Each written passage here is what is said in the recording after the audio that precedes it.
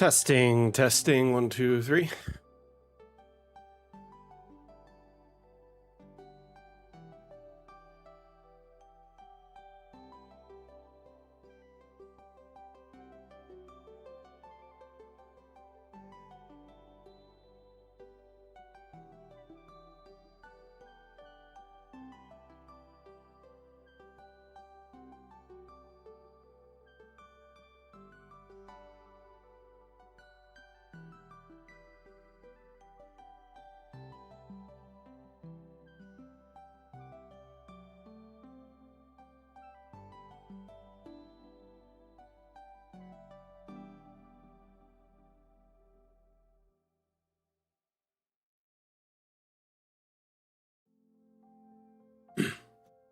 Got all the various platforms pulled up.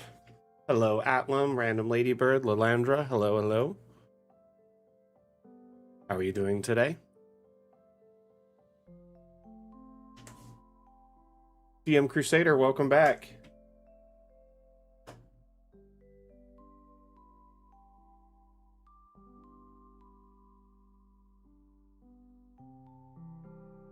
Hey, Robert, how you doing? Constantine, hello.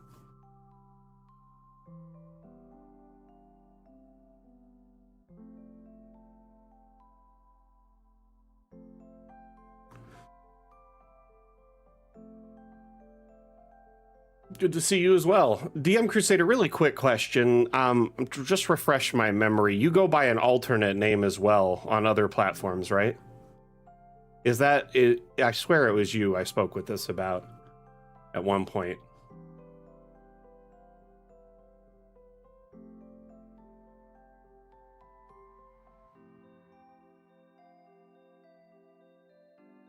Or am I mistaken there?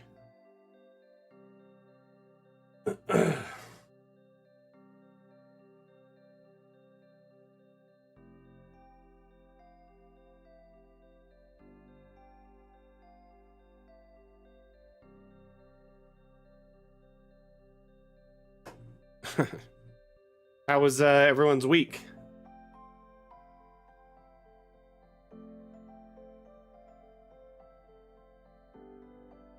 Well, gotcha. No, then... Gotcha, Robert. Okay. Okay, so... The reason I ask is... I'm just trying to remember if you went by another username on other platforms, because I'm trying to remember who made this map I'm pulling up here in a moment, and I thought it might have been yours, but I guess I was mistaken. I don't know. Some people use different names on other platforms, so it makes it hard to track down who's who. Anyway, let's talk about today's itinerary. Nice. Nice. How's that vacation treating you? Okay, so today on the stream, here's our itinerary, so everyone kind of knows what we're going to be covering. Hey, KO, thank you for the follow, much appreciated. Today, our first part of the stream will be news. We have a couple things to showcase, some upcoming assets, heraldry, banners, and rugs, and hatch doors. So that'll be neat to kind of showcase, and that'll be immediately after we go over the itinerary. Next is the Damn user segment. We normally invite a person from our community or our dev team. I did had someone lined up, and then it kind of fell through because I got the dates wrong, and then they couldn't attend. So they'll attend an upcoming stream in a few months when their schedule's a little bit more clear. But today, it's the special guest is me. I know you guys and gals get to hang out with me every stream, but I'm allowing y'all to, ask questions about my experiences with tabletop gaming, DMing, playing, my history, whatnot, get to know me a bit better. So we'll be hanging out. Hey, Zaganza, how you doing?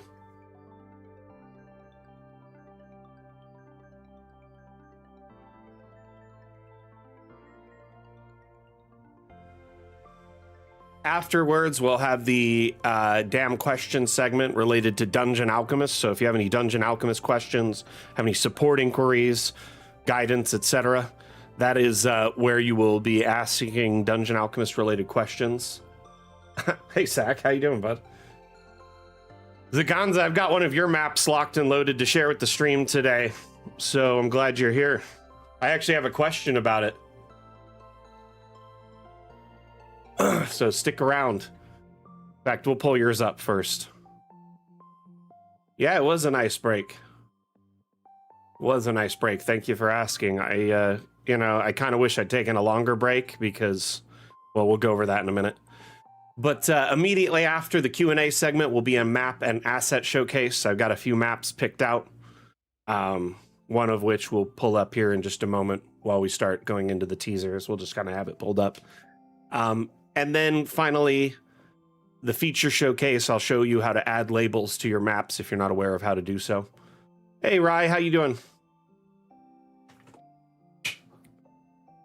Okay, so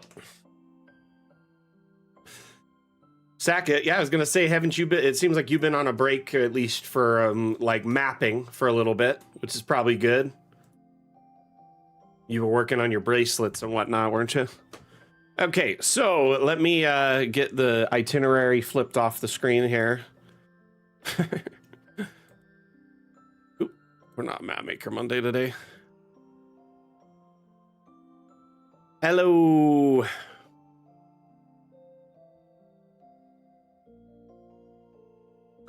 Made 3 today. Jeez, dude. So this is the map actually of Zaganza's that I have, Goblin Caves. I need to ask you, what did you do to get water at multiple levels? Because this isn't an optical illusion. There's clearly water at this height and this height. I'm assuming you flooded a room up here or something, because I see a wall. So is this just all a room and you flooded it?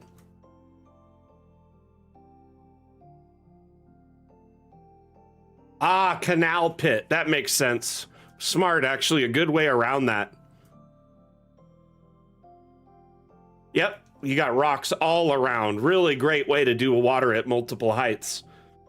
About the only thing giving you away is this wall right here.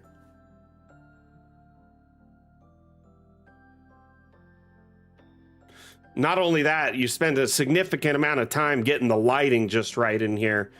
The whole map has just got really brilliant abstract lighting.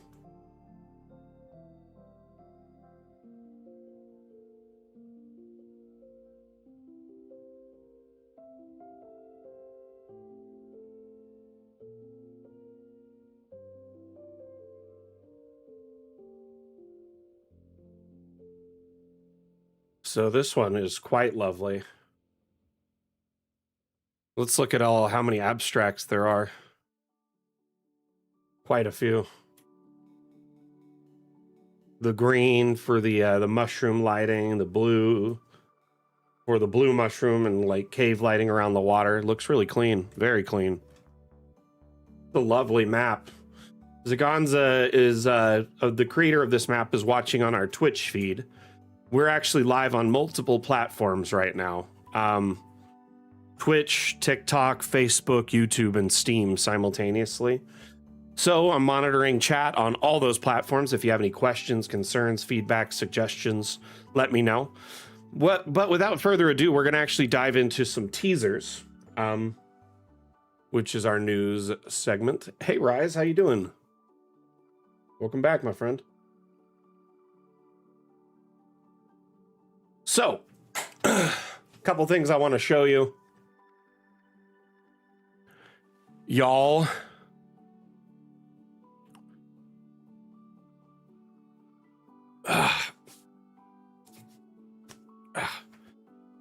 shoulders itchy.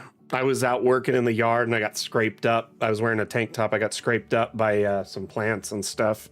And I think it got me a little bit too good. Anyway, so this here, if you look at it carefully, this is actually not a regular door. It's a hatch door. Okay, so this will be able to be what is essentially mounted. It'll have a special hatch kind of entry point. on the sides of buildings.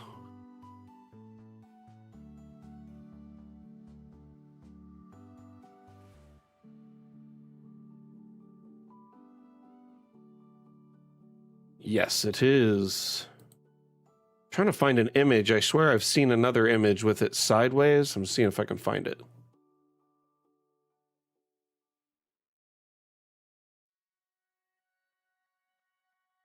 Maybe not.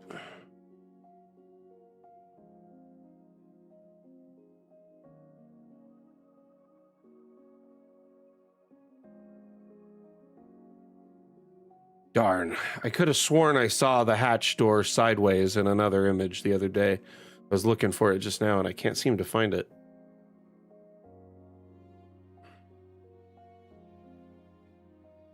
Sorry about that, everyone.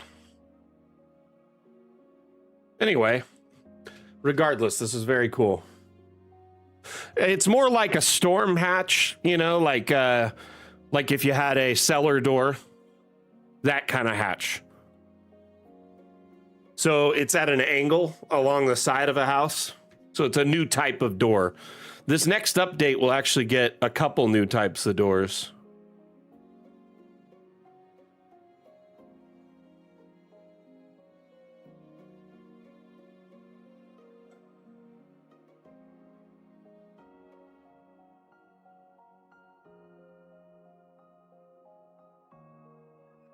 So yeah. It'll be, here's your wall. Here's how the door will be. So your wall is straight, right? And the door will be at an angle outside, kind of about halfway. Trying to find a better example of it. I know I've seen another image and I guess I'm just tripping out.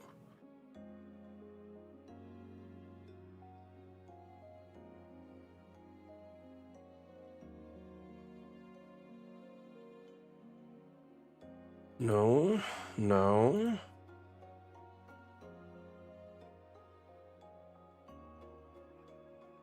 Not in there. Maybe they already deleted it. It's very possible they deleted the image.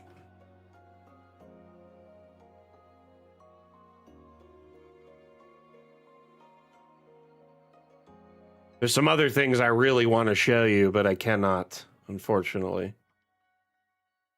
Oh, I wish I could.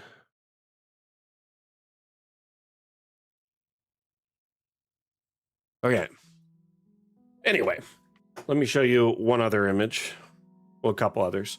So I've shown you a little bit about custom rugs, but not so much about the heraldry options that you can do with them.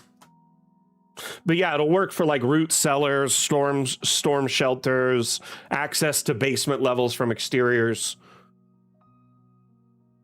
Those cellar doors we were looking at.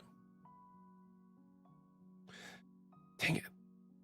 I'm just irritated because I know there was an image shared recently with it. And I just can't find it anywhere.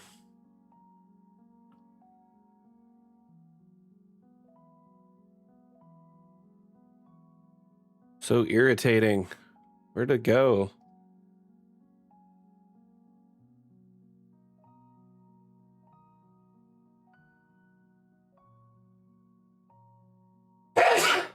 Excuse me.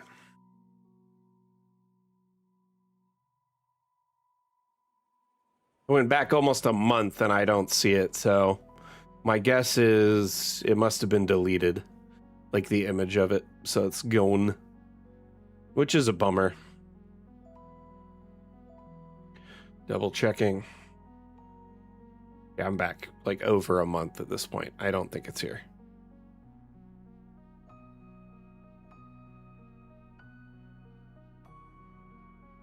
And we also have heraldry banners incoming. Not only that, hey, Extinct One, thank you for that follow, much appreciated. Welcome to the Damn Fam. So, some upcoming content to be excited about for sure.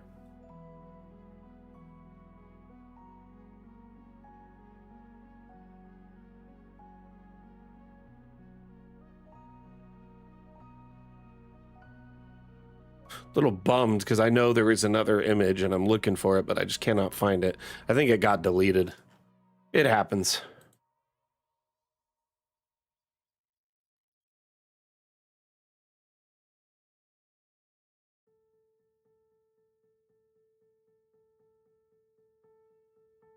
It's like a fleur-de-lis snowflake, yeah, for sure.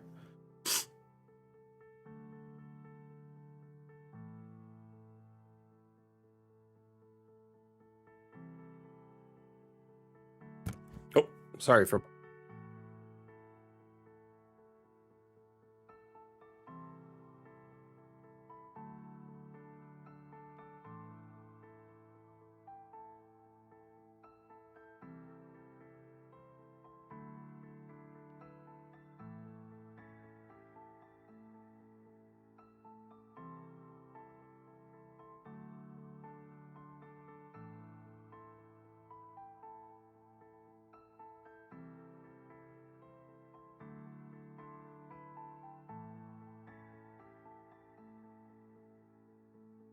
Weird. I bumped my mic and accidentally muted myself.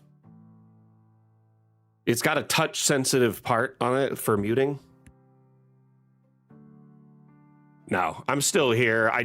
It's got a touch sensitive button for muting at the top so I could quickly tap it. And if I tap it when I bump the mic, sometimes it mutes. Anyway, thank you all for letting me know right away. Anyway, so previews. By the way, a quick reminder to everyone, the Damn Challenge theme is Brew. The Damn Challenge is our bi-weekly map-making contest. We host it in part here on stream and also in our Discord. Discord is where you submit your entries. Stream is where we showcase the entries and pick new themes. If your map happens to be the map we pick as the winning map of the Damn Challenge, it's the first map showcased during the Damn Challenge segment next Saturday. It also... You receive a reward, a $10 Hero Forge gift card, so you can, build and purchase a token to import into Dungeon Alchemist or otherwise. Additionally, your map is featured in our weekly newsletter, the Cartomancer Chronicles. So it allows a lot of eyes to see your map. Usually gets you a lot of subscriptions. A lot of people paying attention to your map usually leave some comments and whatnot. So as a result of which, your map usually gets a lot of eyes and attention towards it, usually making it one of the top maps of the week or several weeks on the Steam Workshop.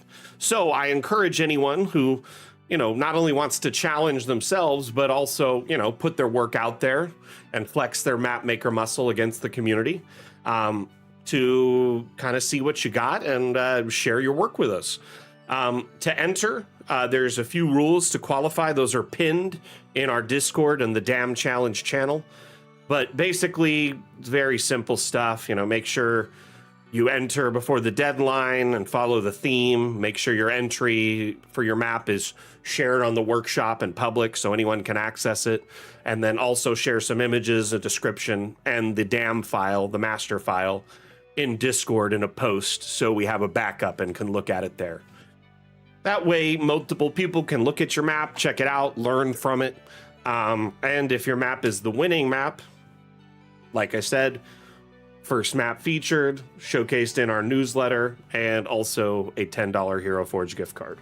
So I encourage everyone to enter.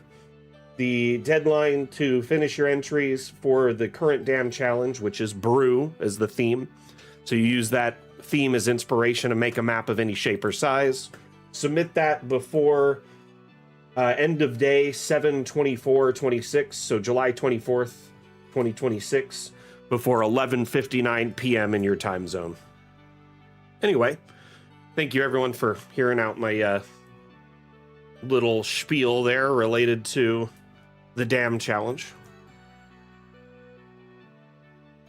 Anyway, Zaganza, are you still here by chance? Wanted to ask you a couple questions about your map while we got it pulled up. Cool. About how long did you put into this map? Like work time, would you say?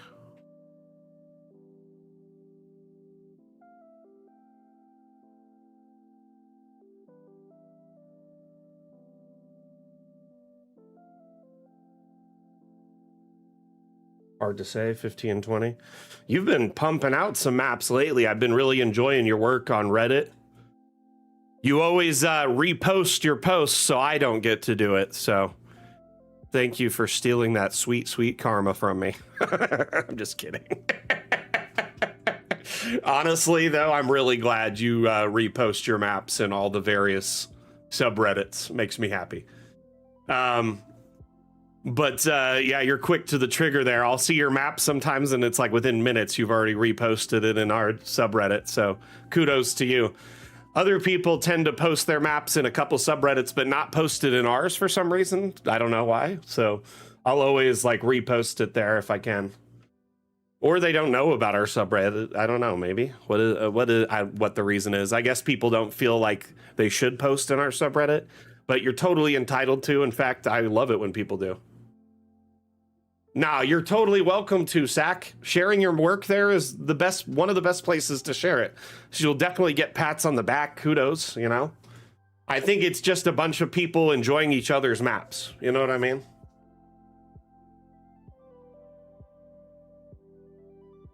I see it no different than sharing your maps on social media. I see Reddit as a social media platform where there's just like some, you know, speaker phones or like a lens focused on tightly on various communities. But I'm totally not like, I don't have a problem with anyone sharing their maps in our subreddit. Love it. In fact, I encourage it. Speaking of which, we're actually rapidly growing over there. We're getting close to 10K people subscribed to our subreddit. We're at like 9,200 plus now. One of the like best growing like arms of our social media presence, which I know that doesn't mean much to y'all, but as part of my job as the community manager, it's important to me. I keep track of that stuff.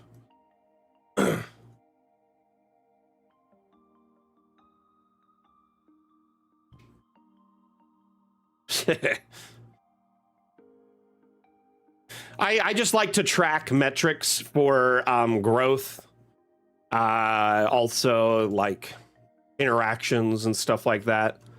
That said, though, that's not really important to me as much as the community manager. More for me is community interaction and activity, making sure our community, you know, always has something going on or something to do, and the support they need.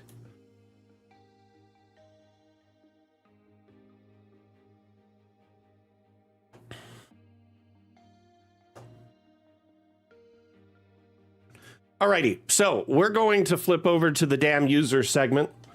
We'll come back to this map in a bit. That was kind of the vibe I was going for, Zach, so I'm glad that we've accomplished that. Just bought it, Chris? Nice. Welcome, welcome to the stream. My name is Mac. I am the community manager for Dungeon Alchemist. If you have any questions, concerns, feedback, suggestions, feel free to ask. We're doing what would be normally an interview segment with a guest. I kind of messed up my scheduling because I had some time off and didn't align my dates right. So our guest couldn't attend today, and I didn't want to burden anyone with a last minute invitation.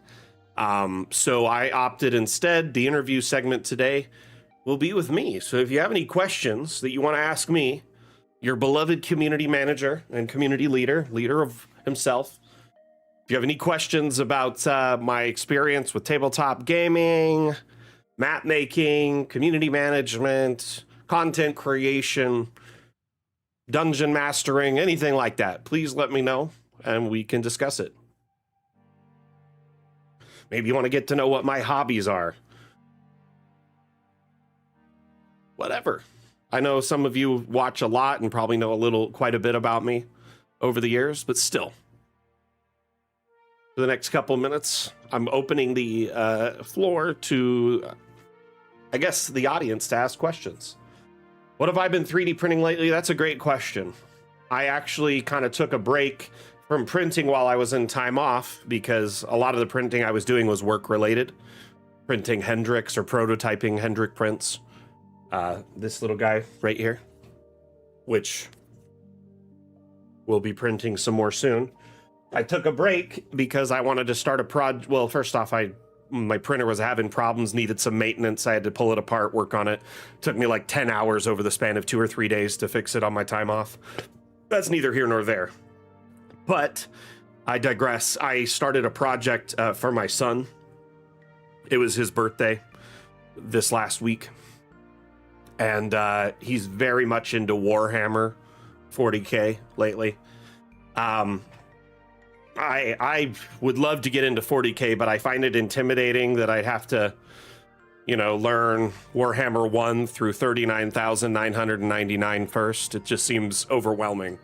So, anyway, honestly, though, that said, dad jokes aside, I found a 3D model for a Warhammer chain sword. I'm sure you're familiar with like a chainsaw sword from like Gears of War or Warhammer. It's a similar concept.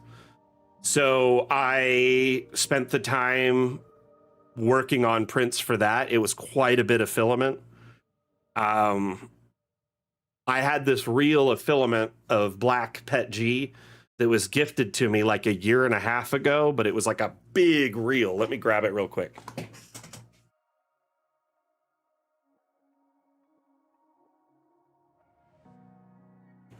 This here, that is a hand depth of PET G black filament to print his sword. And I still might need to print some more, but there was tons of printing parts. I had to order some electronic parts, which we're going to be finalizing and assembling it in the next few days together because I wanted to assemble it with him. But I did like a lot of the prep work. So I printed everything, pulled off all the supports. Mrs. Mac helped me clean up some of the like chain linkages and like file them down and sand them. And then I sanded all the big parts. It was a combination of sanding at like, various grits to slowly smoothen the prints and get them to a point where you don't see as many layer lines on the side. And now it's just a bunch of parts that I primed and got all ready, and him and Mac Mini and I are gonna set aside some time and assemble it. So very cool.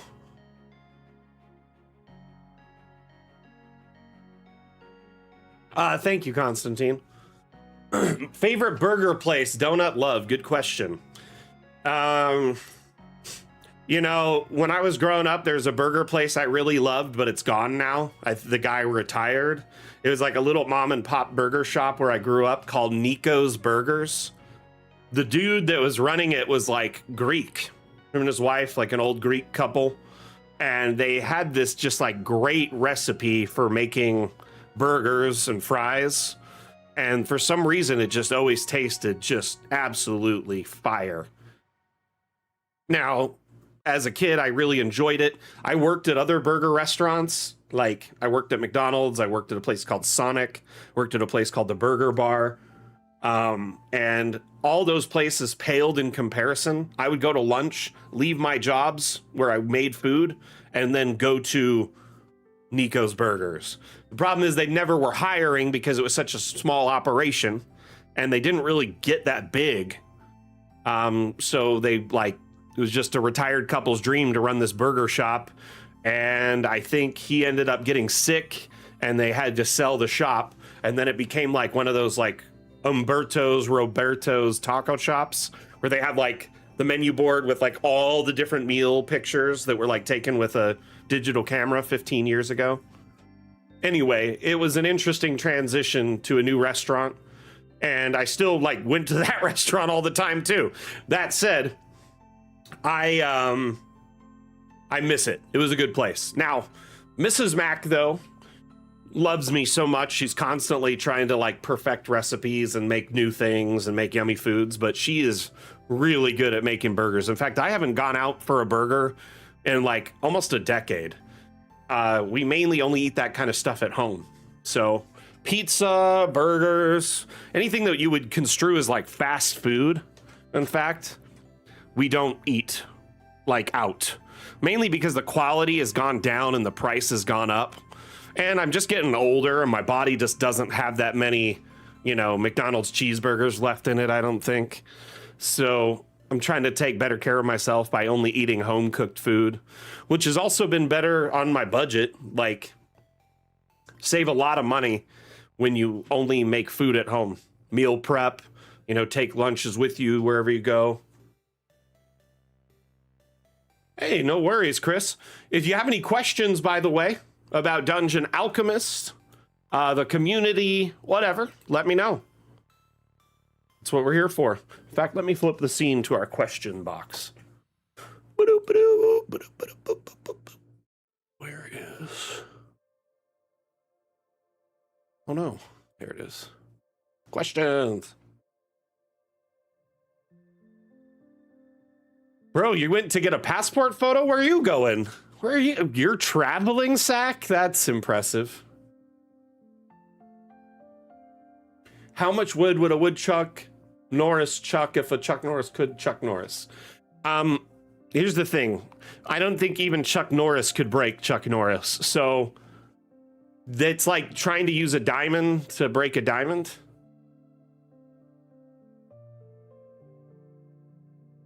Ah, gotcha. Oh, that's right. I remember you mentioned something about that. That's cool, though. It's always good to have.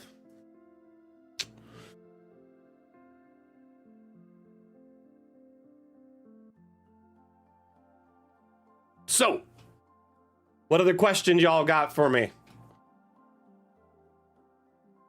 Usually I say, ask me anything Dungeon Alchemist related. Right now, I'm letting y'all ask me questions about myself, my hobbies, my personal life. As long as it's not too intrusive, I don't mind answering.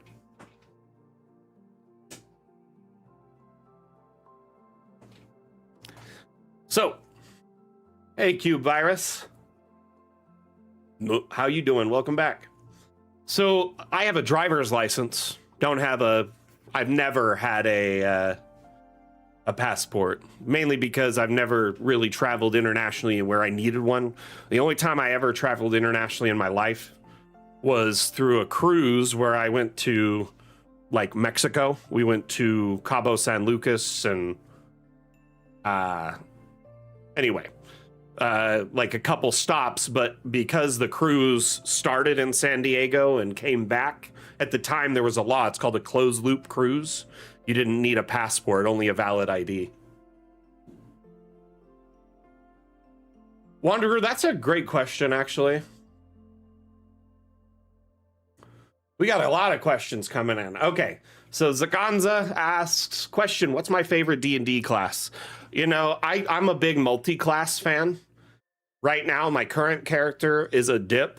It started as an artificer, because I sometimes like to min-max my builds, and artificer saves are intelligence and constitution, which having proficiency in those saves is great as a wizard too, but wizards don't get those proficiencies. So they get intelligence and I think wisdom, right? So basically, I started as an artificer, got a cool prepped spell list that I could cycle through, and a few other artificer-based abilities, and then I started going straight wizard since then. So I'm 1 artificer, 8 wizard. I plan probably to go straight wizard till the end, though I might dip 1 more level into artificer to get infusions, to just give myself a little bump in a few ways.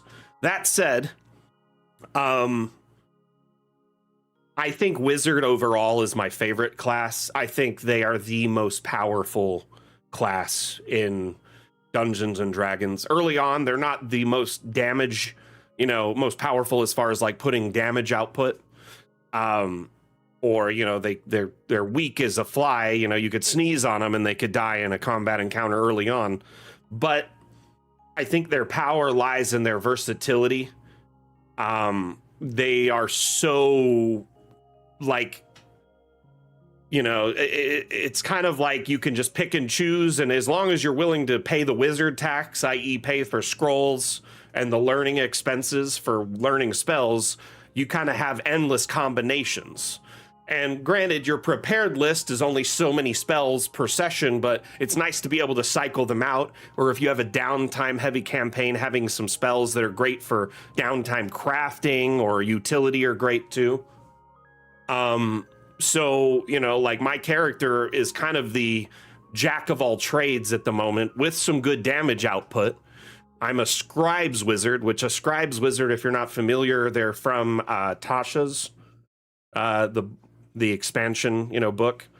And that's also where the blade singing class comes from, if you're not familiar. But anyway, the Scribes Wizards, they can learn spells for cheaper and in a less amount of time. Their spell books aren't as like fragile because they can transfer their consciousness and all the spells into other books in like an hour in a ritual. Their spell book can become an awakened spectral object that can scout ahead or be their eyes behind them, and you can cast spells through it several times a day. Whole bunch of abilities, right? But one of their most powerful and underrated abilities is anytime you cast a spell with a spell slot, you can transmute the damage to another damage type of another spell that you could cast at that level. So for instance, you take like Chromatic Orb, it has all these damage types. You could supplement those damage types into Fireball at level 3 because you could cast Chromatic Orb at level 3. So now I have, all these different damage types. Fireball's great, but it doesn't solve every problem, especially in a room where everything can catch on fire. Maybe a Force Ball or a Cold Ball or a Poison Ball is more appropriate. It's really nice, actually, being able to transmute that damage type on the fly. Doing force damage, or hey, I know this guy's resistant to fire damage, now I'm going to hit him with cold damage.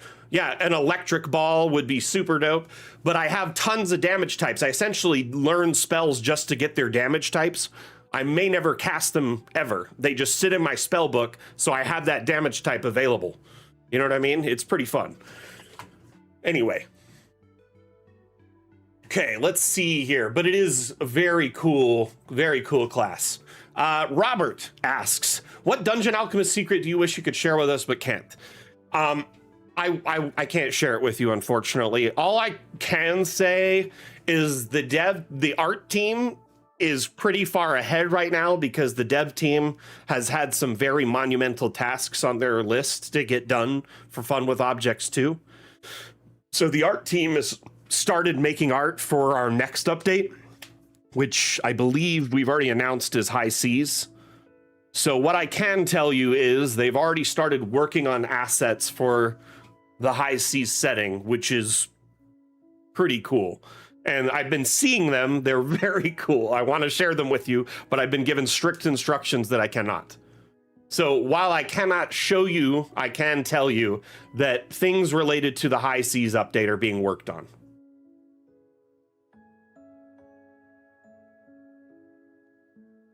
Okay, so next question. That was from Wanderer. Can we make cyberpunk maps? Wanderer, that's a great question, and I want to go into that in great detail. I was just wanting to get to the questions just before yours, so I hope you're still here. Are you still here with us, please? Hopefully. Dungeon Alchemist has support through the Steam Workshop. If you own a copy of Dungeon Alchemist, you can access the Steam Workshop, right? Not only are there maps here, but there's a repository of assets as well. So Dungeon Alchemist is primarily built around a fantasy aesthetic. We have quite a bit, of assets that will fit almost any fantasy environment or setting. That said, there are a few assets that lean into like steampunk. So like here you see an airship made. Now steampunk and cyberpunk are drastically different. But because we offer Steam Workshop support and an asset importer and the ability to share assets with the community, people have begun to make cyberpunk maps. So like here's a great example of one. You got some interesting lighting, street lamps, LED lighting, all sorts of stuff. Detritus. This looks like a DeLorean. So it's possible to do it, but it's not necessarily something that is straightforward or direct at this moment. You will have to, download these maps, take a look at them, source assets on the Steam Workshop that will work for your needs. So in the asset section, you could probably search like cyberpunk or sci-fi and see what kind of things are listed. But there's probably also hundreds of thousands of assets that aren't tagged as cyberpunk. So they may not be useful to you. But like here, We've got at least 2 pages of things tagged cyberpunk. I'd probably search sci-fi or future too, because there's a bunch of things that could pass for either or. There is 20 plus pages of assets tagged future or sci-fi. So you could download these assets and use them to build custom maps from scratch. When you download objects, though, keep in mind the objects from the workshop vary in quality and size and function. Some of them are very, someone took a lot of time to put it together and make sure it functions really well in Dungeon Alchemist, while others, someone just grabbed it from a third-party website and shared it just so they could put it into their map and didn't think a second thought about it. So it may not be tagged appropriately or labeled appropriately, or the colliders on it might be non-existent or oversized or not properly configured. The asset size itself might be ginormous, like this sci-fi portal, 50 megabytes for a single asset. I think that's a little large. Most assets on the workshop are about 5 megabytes or less. When you start downloading every asset under the sun, be wary as well. It's kind of a monkey paw. Because assets like this exist, a 50 megabyte asset that has to preload through your RAM when you load Dungeon Alchemist or each time you open a map. Because these assets are downloaded from the workshop, they preload first through a verification process. So if you have, say, 10 gigabytes of assets, that's 10 gigabytes of RAM you're eating up to preload Dungeon Alchemist, just at least temporarily. So I've seen sometimes people have more assets than they have RAM, and they've caused Dungeon Alchemist to loop, like crash loop and not load. So be wary. Download assets as you need them, unsubscribe from them when you're done. If you subscribe to an asset, after you subscribe to it, it'll say unsubscribe in the corner. Alternatively, through the Steam interface, you can unsubscribe from all assets at once.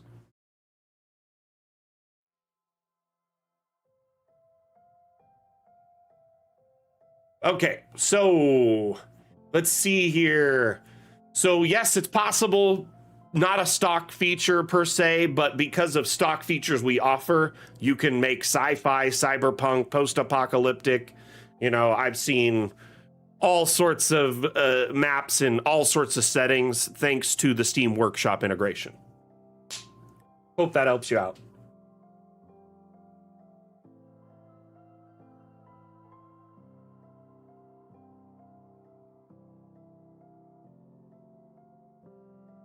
Aren't we in Nightlight already?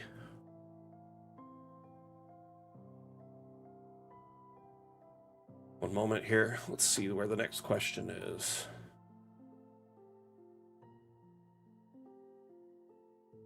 I wish my DM was here so we could ask him. I love to hear other DMs' thoughts about my character. Rai Taiyun, let me address your question next. It is, does the DAM or DAM files work with the Foundry multi-level feature they just released? No. So let me explain really quickly. So Dungeon Alchemist multi-level released last summer, right? At the time, there was no real multi-level feature available as a stock feature for Foundry, Fantasy Grounds, Roll20, or otherwise. Essentially, at the time, in order to address multi-level, essentially each level, and that's how we addressed it with our exports, was to support as many virtual tabletops as possible. Was each level exports as a separate scene, i.e. their own image and their own JSON file for Foundry, or their own image file and their own script for Roll20, etc. So each level has its own image and its own data file, or its own video file and its own data file. We did this because that was the most universal solution at the time. Foundry, they had like beta testing for their multi-level, and then there was also a function through a module provided by Ripper that was a multi-level feature, but we just don't develop our exports around modules, because modules, Ripper's a great developer. This is nothing against him, but modules are wishy-washy sometimes. Development for them can falter, or not jump between versions of Foundry, etc. So we opted to wait until it was a stock feature to learn how it was going to be, released to the public, and then work around that. to address it and come up with a solution. So Foundry just released a multi-level stock feature where it is essentially kind of like layers of an image in Photoshop, where or layers of a cake even, where it's like layered on top of its, each image is layered on top of each other. And they expect each of those images to have transparency. The bottom image can be a complete solid image, but every image above the background layer, they expect it to have transparency. This was something we didn't expect, didn't plan on per se, because we didn't realize that they'd come up with a solution to cram multiple levels into one. So it kind of caught us by surprise. Foundry doesn't communicate with us regularly. We don't really have an open line of communication with them like we do with Fantasy Grounds or Above VTT or Owlbear or whatever. And they didn't really cue us into this development or say, hey, we should develop your update in parity with ours, so your exports will work with this as soon as it comes out. Nor did they look at our existing export system and say, hey, we should develop our multi-level around this. So there was a lack of communication from both parties. We both failed our communities in that regard, right? I'll own up to that, and I'm sure they would as well. But that said, moving on.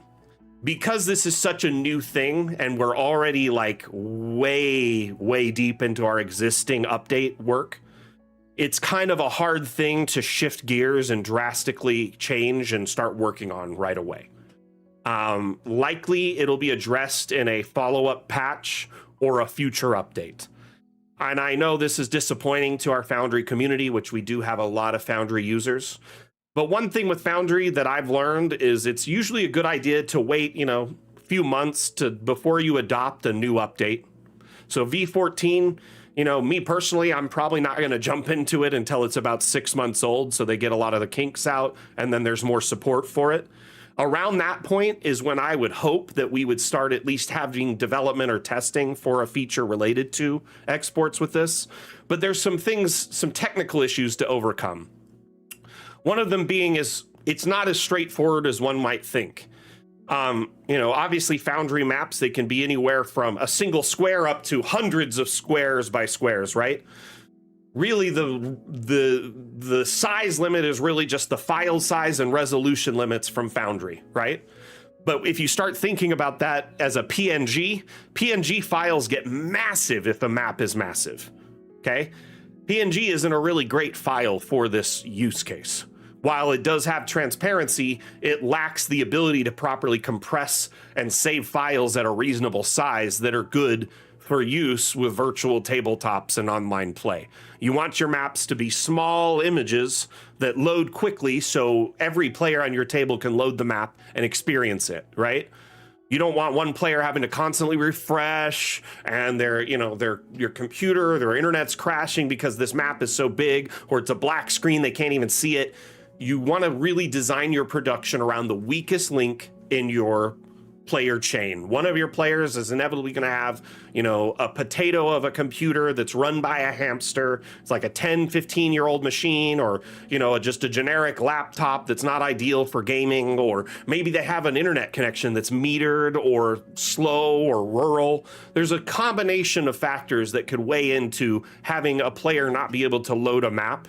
Not just the size of the map or the quality of the map, but obviously things on their end. So you want to factor for that on your end by making sure the maps are as small and easy to load as possible.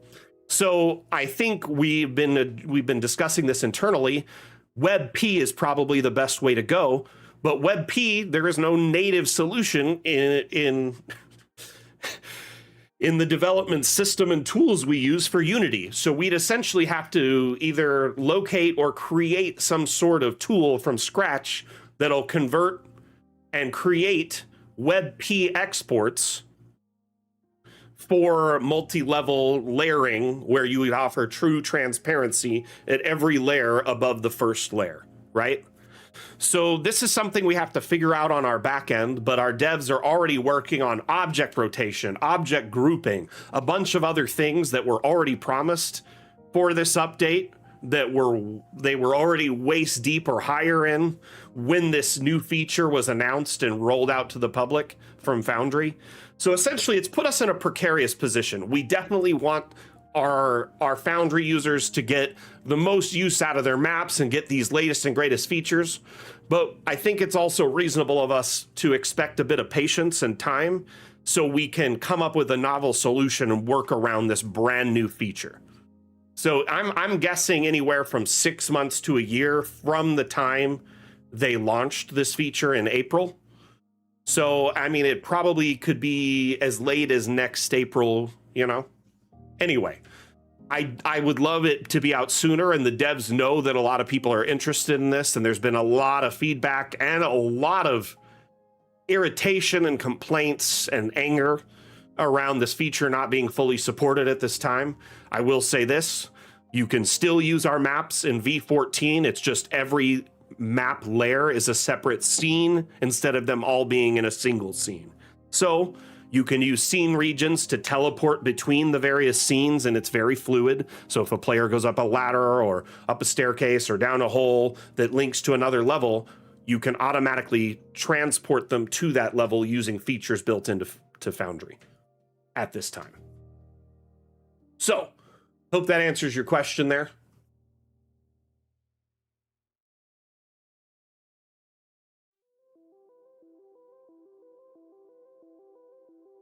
You sent me the questions on Discord? Awesome, thank you.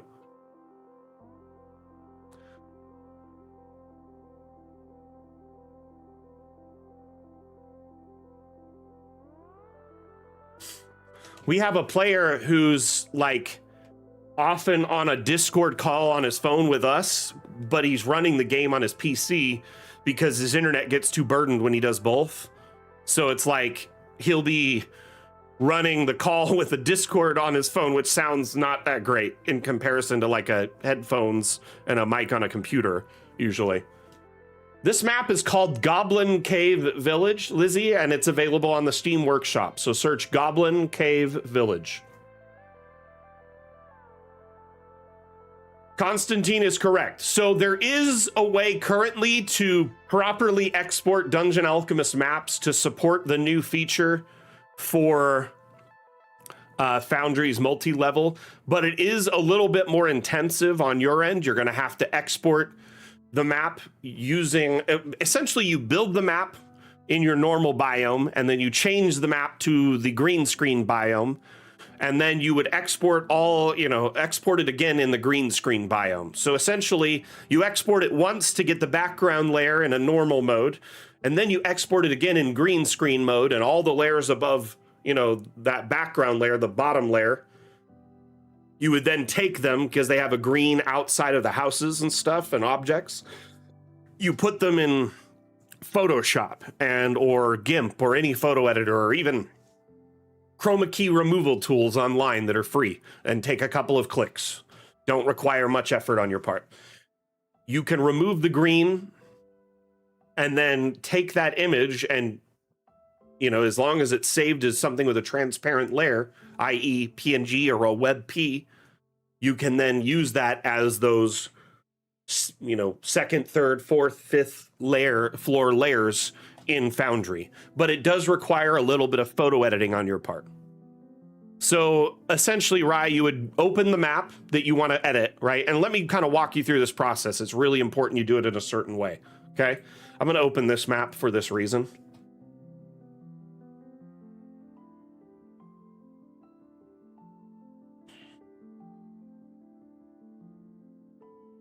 Constantine, that's a good question too. We'll address that really quickly.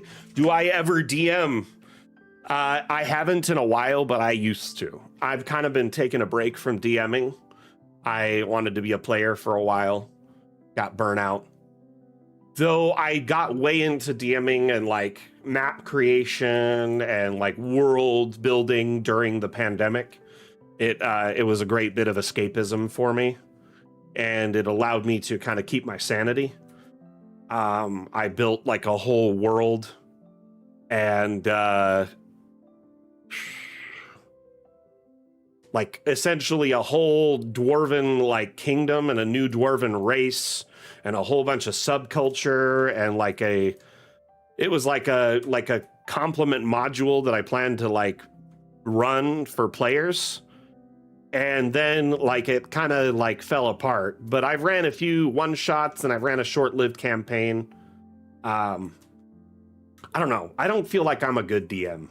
I think it might be a competence issue, but it also is a combination of like, I feel like having played a lot more now in D&D 5e that I'd be a better DM. At the time when I started DMing, I'd only just begun learning about 5e, and the last time I played D&D, I was, you know, a young boy. So it'd been a number of years, and so I was just taking the mantle and trying to do it myself, just from what I could like read in books, basically, and a little bit of what I was watching from Matt Colville. And honestly, I just didn't think I was that great at it, so I kind of stopped. I joined a few campaigns over the last few years temporarily, you know, played some one-shots. And then right now I'm in a group that we've been playing for over a year. I think we've got really good chemistry. It's a lot of my friends and family in this group. So my wife and son, and then 3 of our longtime family friends that are in this group as well. And we play together once a month. We actually are playing twice this month. We're meeting together tomorrow. So that's great. Anyway. So. This map here, I was going to show you. Essentially, this map is already made, has its exterior, but it's a great multi-level example. So what I'm going to do, if you had a map that you wanted to export with the green screen layer, right? You would go to File and Save As first, right? You don't want to ruin your main master map. So you go to File, Save As, and divert off a new save. So, you know, just save it as the map name / green screen, something like that, right? Once you've made a new save for it, and you could see the name of the title up there, right? Then you go to the terrain tab here, right? You go to the 4th tab over, which is change terrain type. From here, you would adjust your biome from whatever the current biome is to green screen. I'm going to warn y'all, when I do this, my camera is going to go super.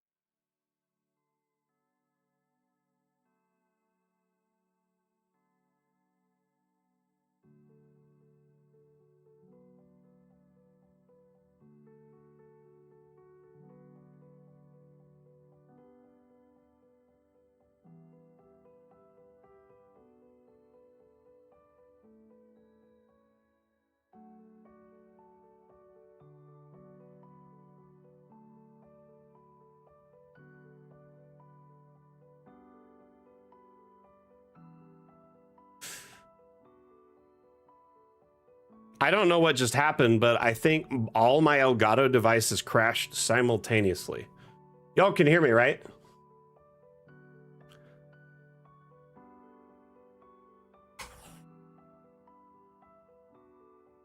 Okay. Camera's fixed. So I'm going to turn this off really quickly. No joke, I switched to my stream computer to press a button and all of my Elgato devices just crashed. I don't know what happened. I know, I don't want my camera on. I'm leaving it off for a reason. Because when this green is on, it ends up being like super bright. So one thing to consider with this map, this area is actually technically considered a room. You could tell by the ground type, but they made like a garden room. This might be problematic in a map like this. You may need to delete this space on the outside to properly get the benefit of, you know, the multi-level thing, because you need all the ground level gone anywhere above level 1, essentially. So what you would do is, you know, I can tell this is a room because of the ground cover, but I'm going to go down to level 1. And I'm going to go to the draw room tab and then the edit room section. Just select that room and just delete it. There goes that whole garden on the outside edge. Do the same thing over here. You get the idea. The reason I'm doing this is you really only want like objects on the outside. Even things like trees you don't need, but it's really, you know, just the building itself and maybe like a few props. But things like things attached to the building is really all you want to see visible. And then when you export this map, say for Foundry or whatever, each of these levels now has green outside of the floor level or outside of the building, right? This gives you the ability now to, you know, essentially delete or snip out all of the green area through a photo editor. That green is very easy to select, you know, color select, and then just remove that whole color area. You don't want to trim down the size of the canvas or crop it. You want the canvas to stay the exact same size. You just delete all the green and save this as like a PNG or a WebP. So, right, that would be a little bit of extra steps, but it's possible. Does that make sense?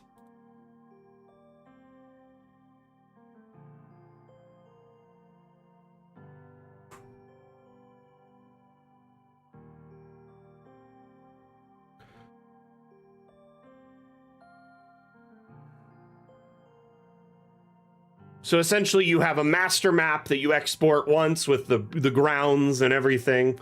The ground level is what you would be as your background layer. And then you would then save as, change the biome, delete any exterior stuff, and then export it again. And then every layer above floor 1, so floor 2, 3, 4, 5, 6, 7, whatever, so on, you then take those into a photo editor, remove the green screen, save them as a transparent image type. WebP is probably the best recommendation because they're small. They're usually compatible with most virtual tabletops. Y'all can hear me, right?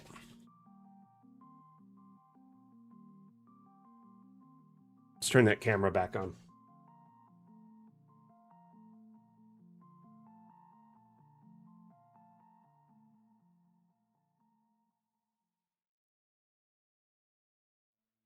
No worries. I'm glad I could help.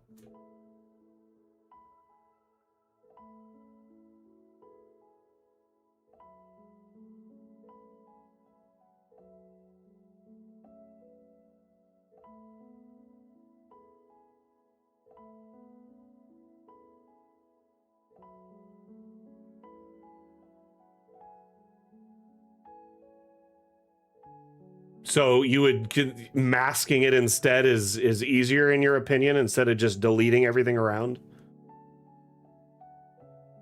Interesting. Usually I'll just delete it and add like a drop shadow to get rid of any of contamination. And it usually works pretty well.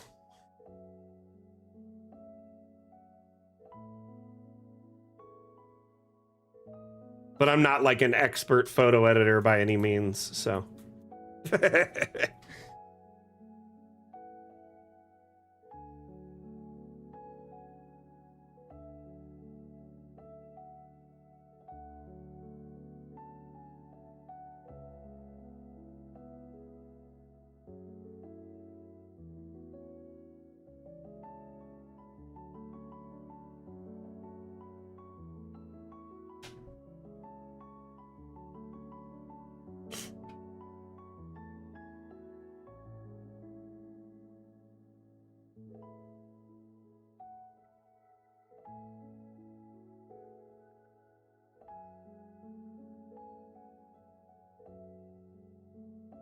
I was gonna say, isn't masking a little bit more time intensive and not as like automated? But yeah, I totally could see how it's better. So if you have the ability and know-how, masking, far better. Alrighty. Seems like most of the questions coming in are Dungeon Alchemist related, so we can just flip over to the damn questions segment. Feel like it was a bust having y'all interview me because I'm on here every week, right? So y'all know a lot about me.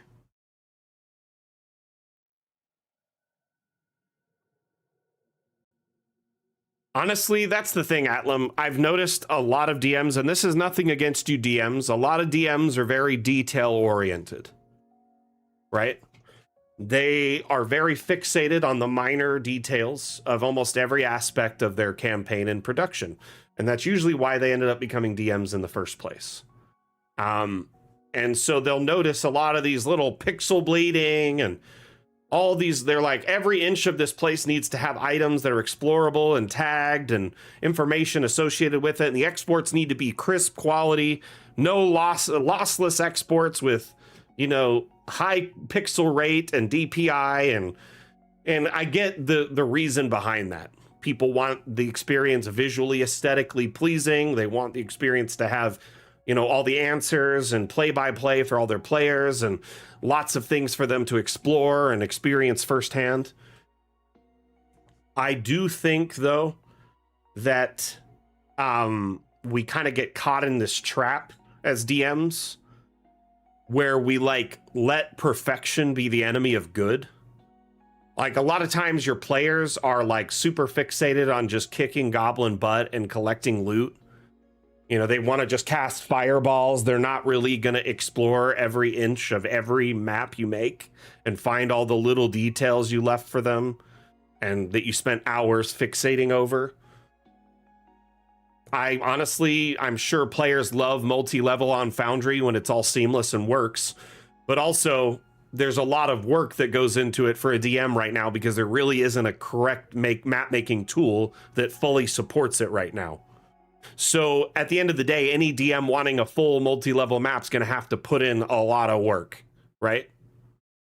Honestly, it is a trap, though. Getting into that point where you're like, man, my players are going to need all these things and need their handheld. And a great example from one of our community members of how your players don't notice much at all and will ignore even the most obvious things. One of our pretty active DMs in our community, Mondu, he made a map, a big mansion, right? And in the mansion, he generated a hallway to save some time, and it put a couch in the middle of the hallway with the generation. He didn't notice it when he was building the map and going through it. Even with his second checks and his exports, he didn't notice it. And guess who else didn't notice it? His players. There was a couch in the middle of the hallway. They did not notice it when they traversed the hallway. So you got to remember at the end of the day that your players are there to have fun, unwind, relax. Some of them are more detail oriented. They might be the future DMs in the group. You can spot them easily, usually. They're often the rules lawyers or the people taking notes or the people super invested in the world you've created with RP or other things. But that said, usually it's like one person in the group that is super detail oriented and notices everything you place in front of them. All the clues you lay out, all the breadcrumbs, all the lanterns you hang. So, and all the time and effort you put into the maps. So often, sometimes it's better to just kind of fill it and let it ride, you know? Sit moth principle, couch in the middle of the hallway. But yeah, I'm never going to discourage a GM from taking extra time and putting time into their production and storytelling. By all means, if you want to spend 20 hours on a map for your players, do it. I am definitely, you know, the kind of person that puts tons of hours into maps. My group's Bastion has like ridiculous amount of hours of work on it right now because I put like time into iterations and upgrades and stuff like that. And it's like, it's a level 9 Bastion. So we're like, there's like 20 rooms on this freaking thing. And I had to figure out where they all go and get them sized correctly and decorated. It took some time. and I want each one to be like specialized to the person who owns it. So I add a little bit of personality.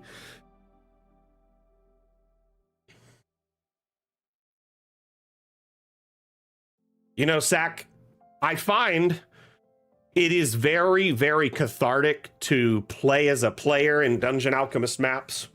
Even if it's not your own maps, it's really nice to experience it from the other side of the table. You know what I mean?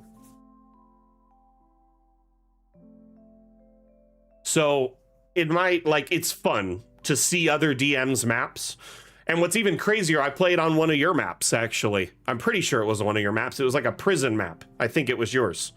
Our DM grabbed it from the workshop and made some changes to it, and we played on it. And then I ended up finding it later. I was like, wait, I recognize this. Raingate. That was where we broke out of in the beginning of our campaign. All of the players met each other in the prison cell we were in, and then we decided to break out together because we all claimed we were there imprisoned wrongly. We were all framed. So that's what the ember that forged our partnership, our friendship, and we escaped from that prison. Anyway, I honestly, it's fun playing on community members' maps. It's fun playing on my DM's maps. It's fun experiencing it from that side of the spectrum of the, you know, the looking glass, if you will. Because often as on the development team and the community manager, you know, I hear your feedback, but I also see it as the community manager, someone with thousands of hours of experience with Dungeon Alchemist. So it's fun to take it in from the player side, experience it with my group of players, my friends, family. They don't, you know, make maps in Dungeon Alchemist. They love seeing all these cool maps, and I'm like, oh man, this is awesome. So I would encourage you to either, you know, DM your own maps from time to time, or play them as a player. You know, get a group together, have some fun. I mean, you know, even if you found a DM and you just toss them a pile of your repository of maps, they'd be set for like ever. All they got to do is do the storytelling. And even though they're your maps, it's fun experiencing them from that perspective, because you never really thought the story would go that route when you were designing it, right? Or it's kind of a generic map that could fit almost any needs. This map is quite beautiful. Very, very lovely. We're going to head over to another map. We'll keep looking at them. This one here also thought it was quite lovely. I'm going to change the tag here.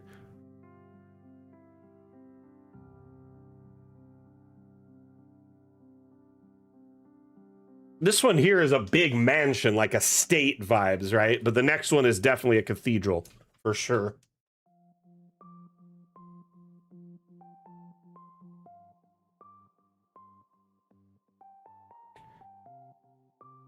Oh my gosh.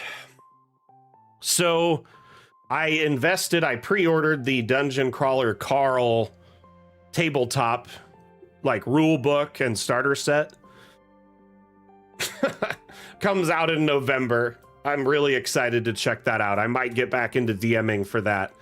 That, or I asked my DM if I paid for the books and I got the digital copies and sent him his way, would he be interested in hosting like a one-shot or like a short-term campaign with those rules? And he said he might check it out. So I might be able to play in that universe a little bit.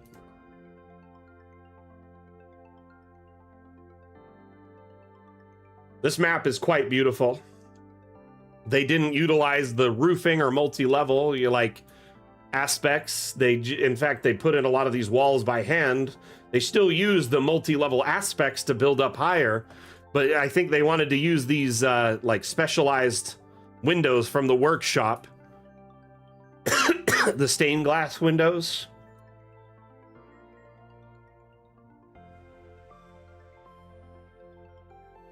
Oops. Where are we? Lots of abstract lighting. Yes, Jim.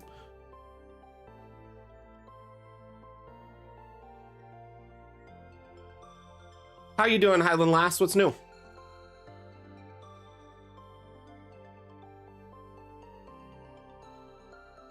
Isn't it a beautiful map, Saracen?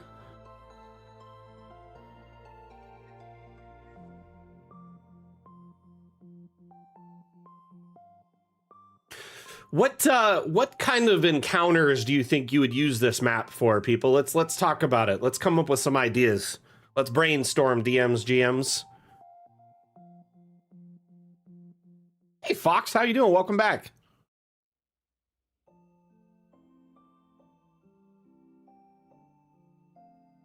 Dude, Fox, I really liked your damn challenge map. The mirrored version where it was like really nice, beautiful above, but then it was like the hellscape undead version below.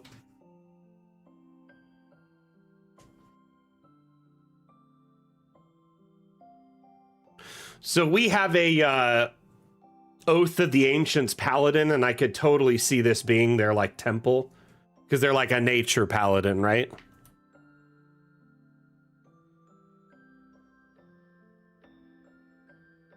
Nice, Highland Lass. I've been thinking of jumping back into Baldur's Gate a little bit lately. So one of our friends, mutual friend of the group, has been interested in learning D&D, and they kind of want to play with us, but it's like we're all level 9. And A, everyone in the group needs to approve a new player, which we need to talk to everyone about it. But B, I would definitely don't want to throw them into the deep end and have them be completely lost.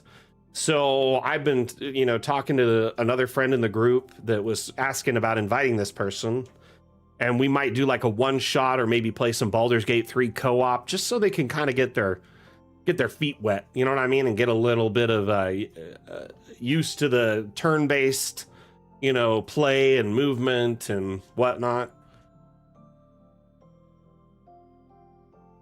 And if the whole group is on board, we already spoke to the DM. He said he can handle, as many more players as we want to run, but it will cut into our playtime, more players we have, because we got to cycle through everyone's turns, So as long as we're okay with that and everyone in the group's okay with that, then yeah. Highland Lass, rough but good now. Holiday time after a couple of weeks in work and after school finished. But yeah, I hope you enjoy your Baldur's Gate 3. Good ideas for temples here. Meet a nature god or goddess, or fight the Fae, dryads.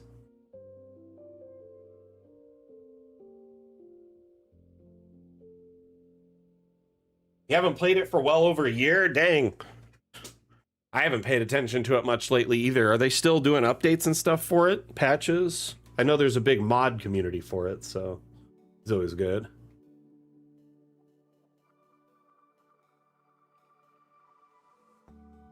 Yeah, this is a beautiful map. This map is called Forest Temple. It's on the Steam Workshop, so anyone can download it, check it out.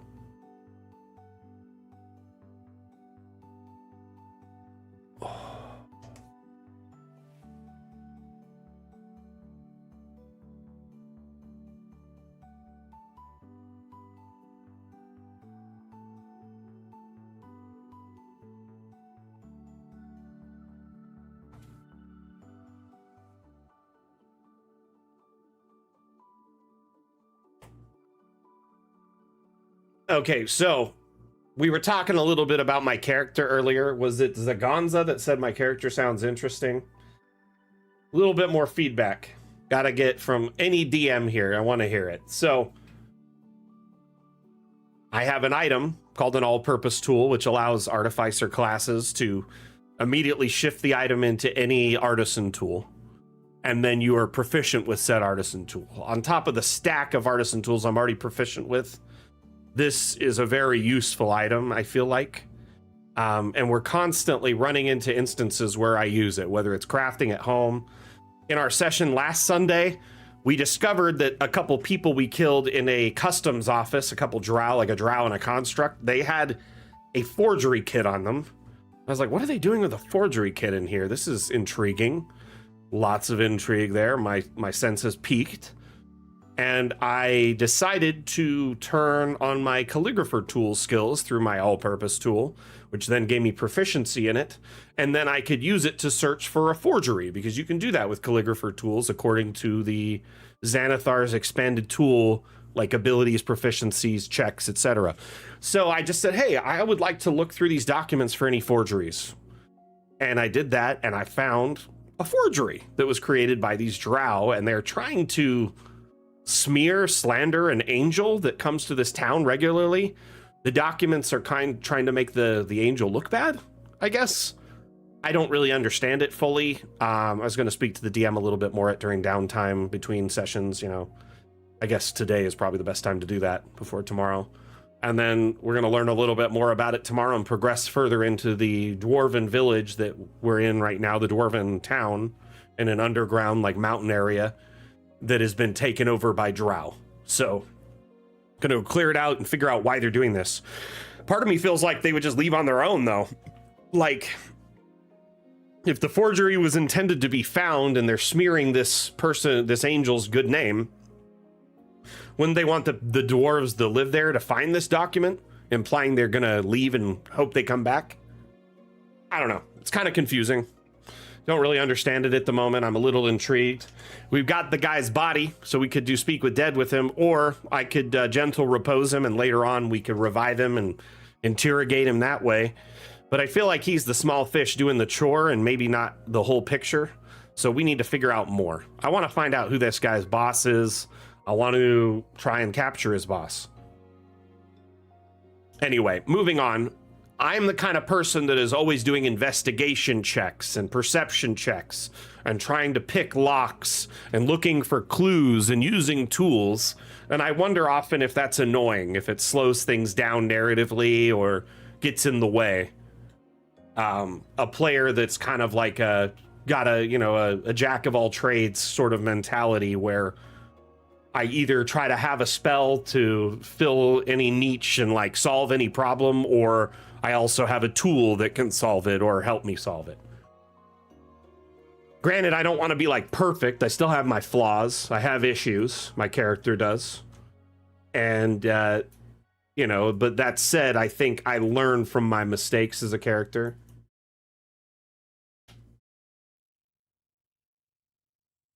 But like, I'm often finding, traps, magical and physical. I'm often, the one picking locks. I'm often the one finding clues or secret stashes because I take the time to look for them. So I wonder if it comes across as annoying sometimes. But yeah, I wouldn't call myself a min-maxer. That's what my son does. He's definitely a min-maxer, but I am more like an optimizer. And I want to, be able to fill any role in the group in a pinch. Hey, we need someone that can frontline. I can do that for a minute. Let me just hurry and cast Shillelagh on my silvered staff and then run up and, take some hits. Or because I can wear reasonable armor and I have adamantine armor, so I don't get crit, really. I honestly, I'm a really well-rounded character, I feel like. So, anyway, I'm always looking for clues, and I feel like our DM leaves them a lot, or I find something and he makes it into a clue. I don't know. I like investigating, finding secrets, finding hatches or stashes, or yeah, that stuff is just like my bread and butter. If we have downtime, I spend a lot of it either crafting something or scrolls, learning new spells. I'll go to town and buy scrolls and learn those spells, even if I hardly ever use them. Oh man, I'm so broke all the time. I am the most broke person in our party by a wide margin. Most everyone has like 8 to 10 grand in GP. I have 600 GP. I'm so broke.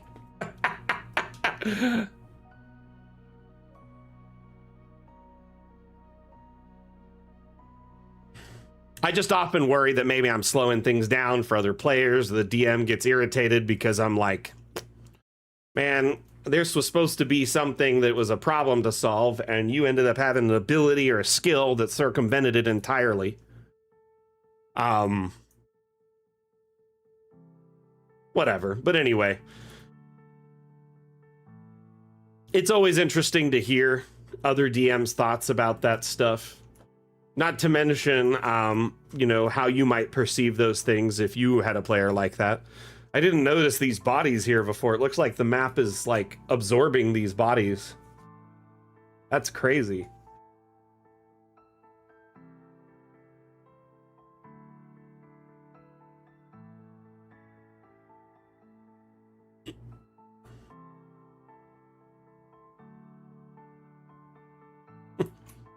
Very cool. This map is beautiful.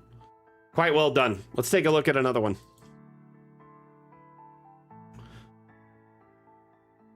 We're going to come back to this Blackbriar Mansion in a bit because I want to explore all the different levels, but we're going to go to Vallaki first. Curse of Strahd, anyone?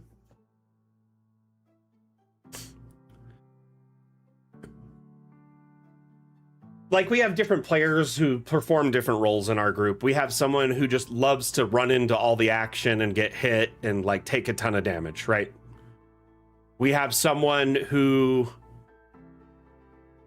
like, loves doing debuffs and buffs. They don't want to harm people, humanoids especially. They're fine with like harming monsters and aberrants and things like that, but if it's a humanoid, they usually have a problem. What do the character look like? Well, what do you mean, Mike? Uh-oh.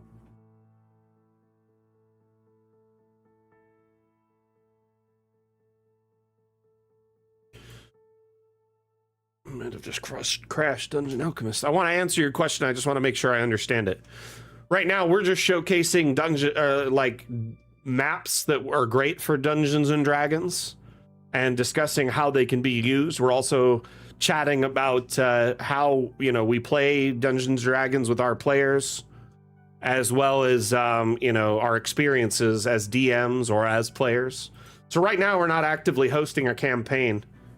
What is going on? It looks like the map just crashed. I'm going to just close the program and reload it. Usually you can just click wait and it fixes itself, but I'm being impatient. If you'd like, I could show you an image of what my character looks like in the campaign I'm in. Oh, are you asking about how tokens look in Dungeon Alchemist? 1 minute, let me load up the app.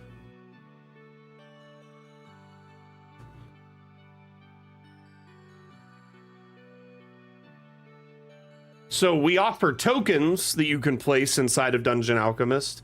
So you can add them as like NPCs to your environment.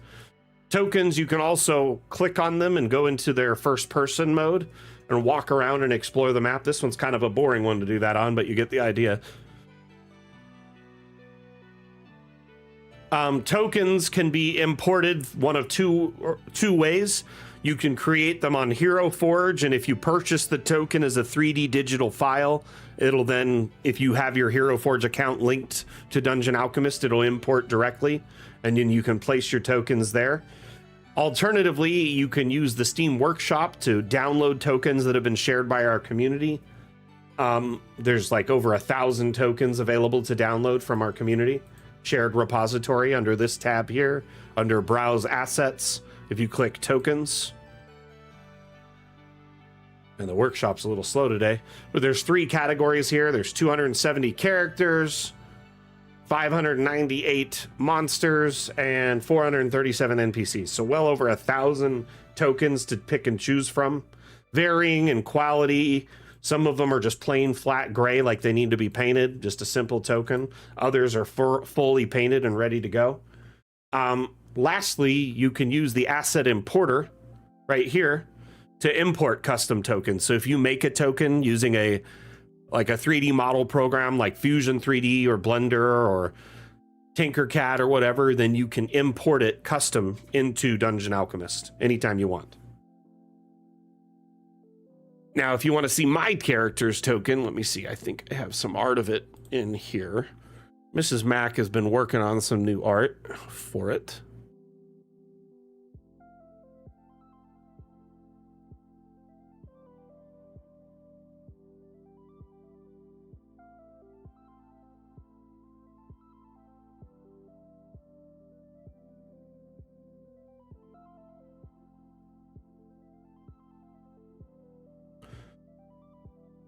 It's just something she'd been putting together in her spare time, but yeah, anyway. So, let's go into this map in first person and explore it. Because it's quite extensive.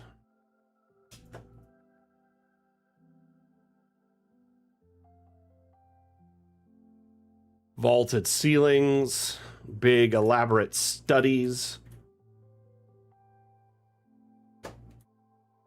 spiral staircases leading into adjoined laboratories. Here's a library below. Not amazing looking. Let's find out how to get there. Is there a secret compartment? Yes, there is. You better believe there's a secret door.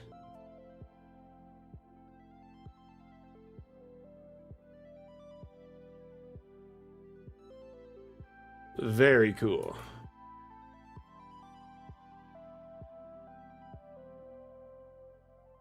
One thing I like about this map is the multi-level aspects of it. If you look at all those levels you can see, and the balconies for them. Like 4 or 5 levels directly up.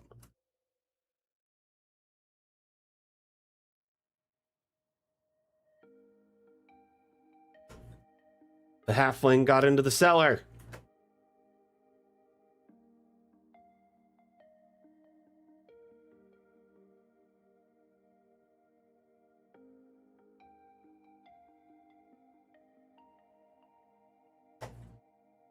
Hide the turnips.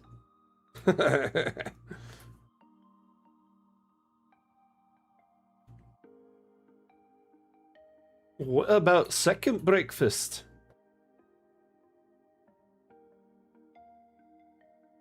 I don't think they've heard about second breakfast, Pip.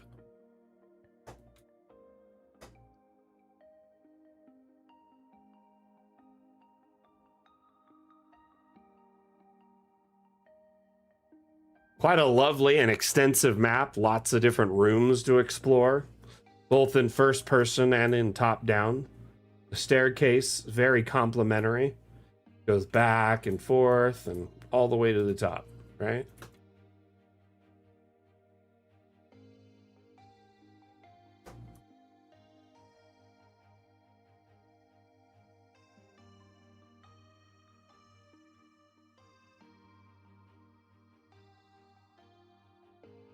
Anyway, hope you enjoyed the tour. This map's quite extensive.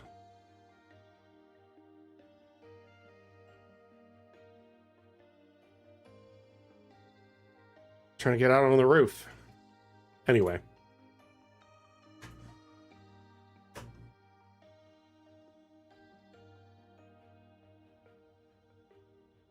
This map is quite extensive, very beautiful estate or manor, mansion, whatever.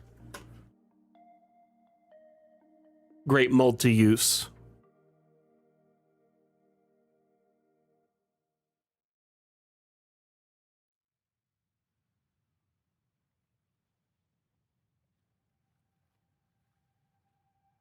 Excuse me for one moment. I will be right back. Just going to take a quick 5-minute break. Got to stretch and freshen my water.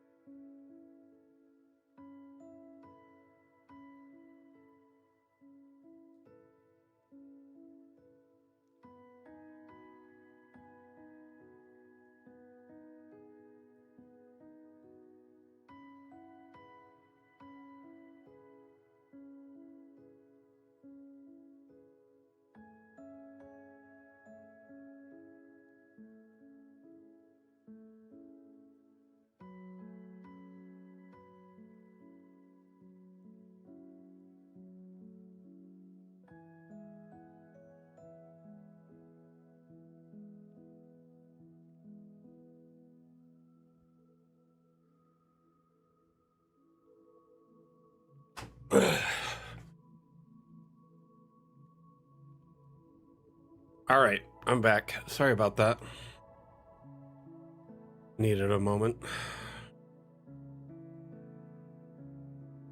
I'll be honest, I was feeling a little lightheaded, so I wanted to just snack on something really quick, and then I drank a bit of water.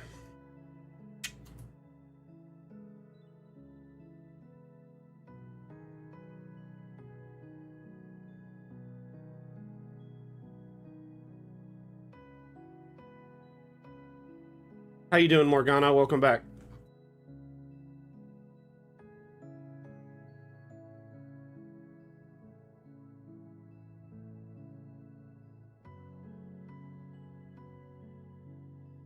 The greenhouse is lovely.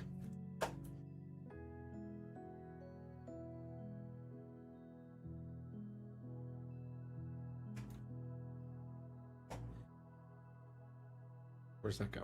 Oh, is that a door?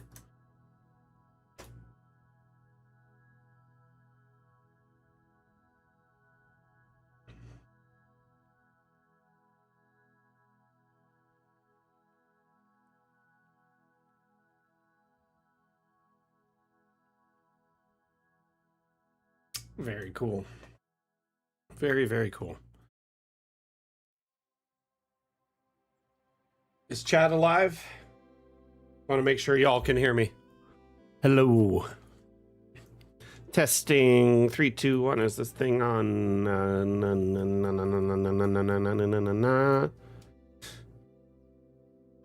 You all died. Wow. Simultaneous.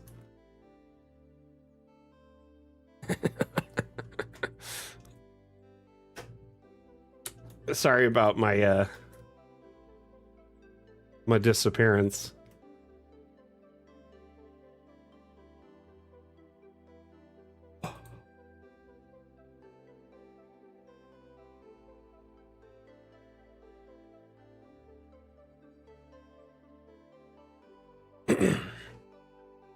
You can hear me? Fantastic. Fantastic.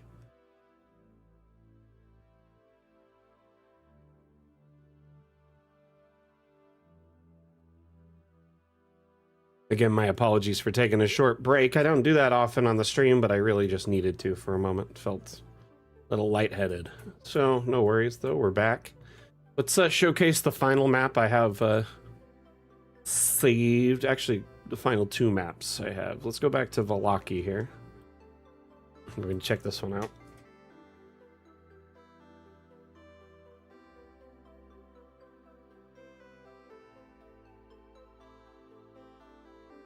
Be a great map for a clue adventure.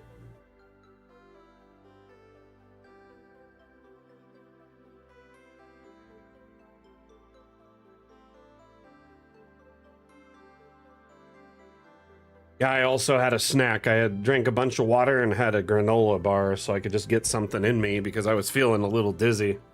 I'm feeling, I think, a bit better now, but luckily the stream's ending soon, so I'll probably be okay. I don't know. I think I'm all right. Luckily, I'm just sitting, so if I was like standing or lifting something, I'd be like, ah, crap. Need to worry about this, but I think we're good.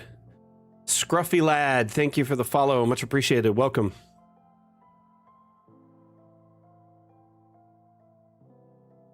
We're loading into a new map momentarily.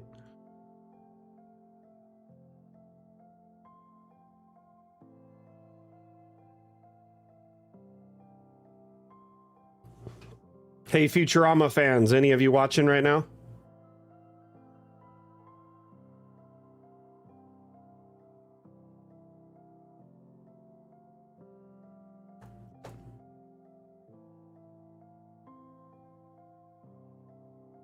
I wouldn't call it a medical emergency. I just got a quick dizzy spell. I think I don't know. I needed to eat something.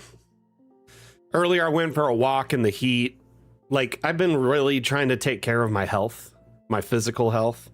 I've been walking, like, a lot, like up to 2-3 miles a day around my neighborhood. And, I didn't get to walk earlier in the day like I'd wanted to, so I went and walked, and it was starting to get hotter. It was like 90, 95 degrees when I finished my walk, and pretty humid too. So it was super fun. Anyway, let's get back into this map here, and we're gonna load all the structure. Looks like this person opted to do no roofing, which is great because then you could just see in everything without pulling it back.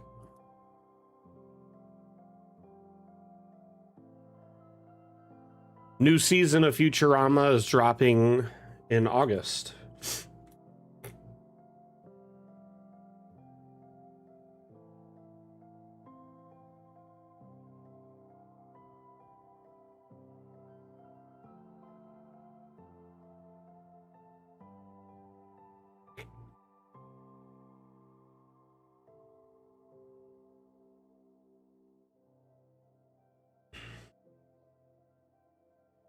So,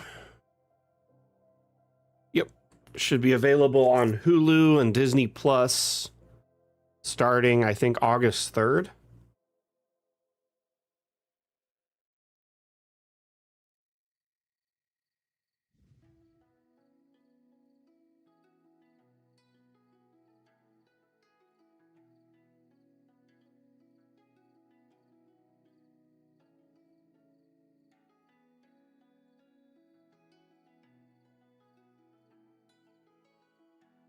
So I'm pretty excited.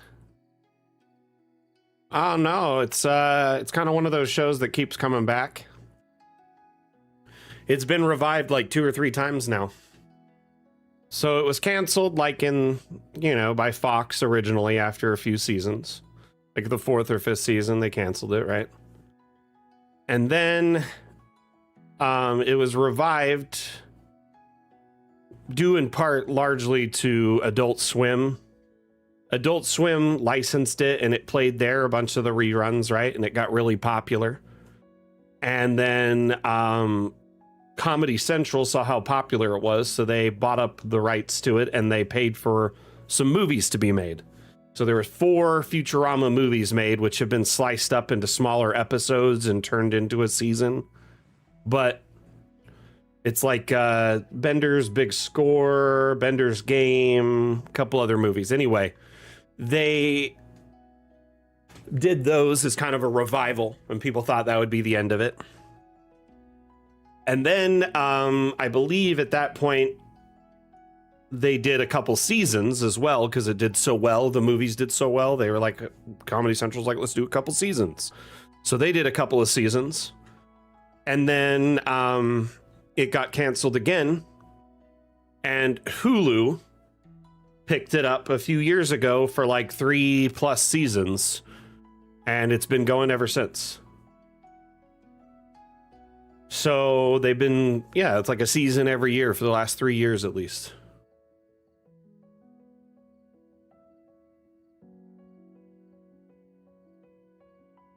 Who knows what's going to happen after this time, though, because I don't know exactly how many seasons they signed him for. I think it was 3 to 5, somewhere in there.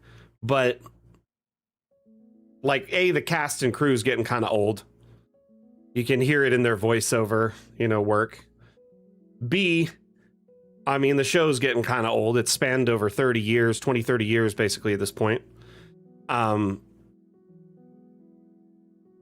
C, Hulu is now owned by Disney Plus or Disney, and I don't know, like, past these agreements if they'll continue honoring, that and continue licensing it or renewing it. So once Hulu's, contract with the people making Futurama is done, who knows what's going to happen. But King of the Hill, Futurama, Animaniacs, a few different shows have gotten like Hulu new seasons in the last 4 or 5 years.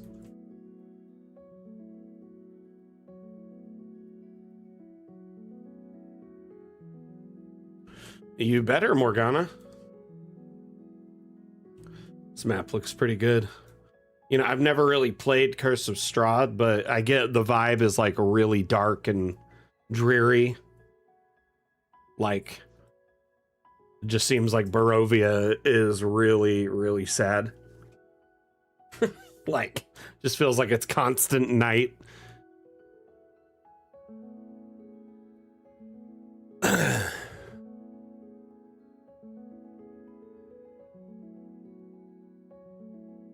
Raise of hands, who's run a Curse of Strahd campaign or played in one?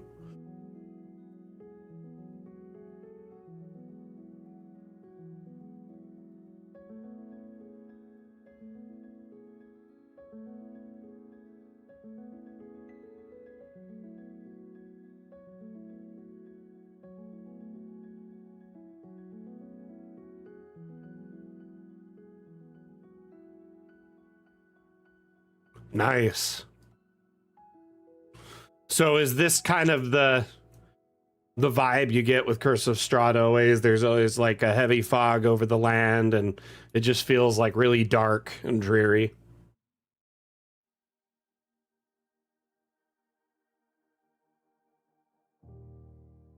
Nice.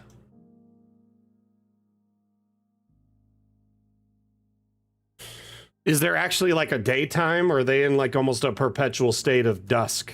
Like dusk and night?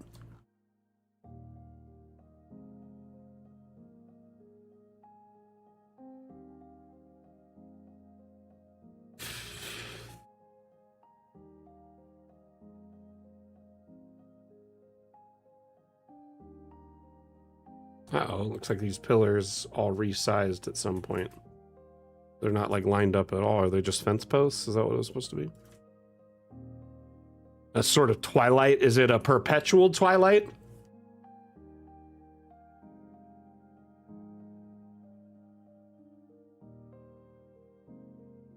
Interesting.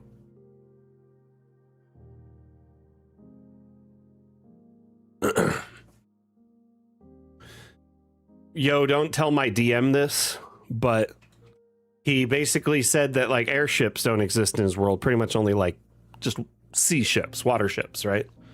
And then like carts and stuff. So travel that is sped up is really relegated to like people who have the spells to do it. There is very few teleportation circles, and our teleportation circle added to our bastion is one of the few permanent teleportation circles in the entire realm. And a lot of them are privately owned and operated, so it's not like you can just teleport to them unless you have a relationship with them or have paid for access, you know? So I'm thinking I kind of want to like start setting up like a, I don't know how to explain it, like a,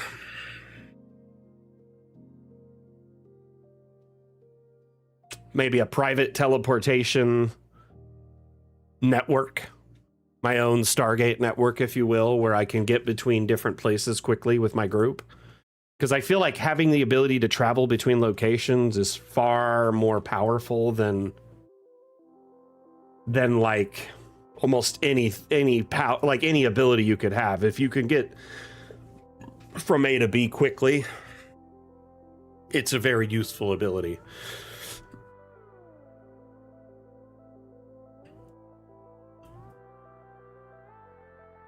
Whether it's, you know, information, goods, people.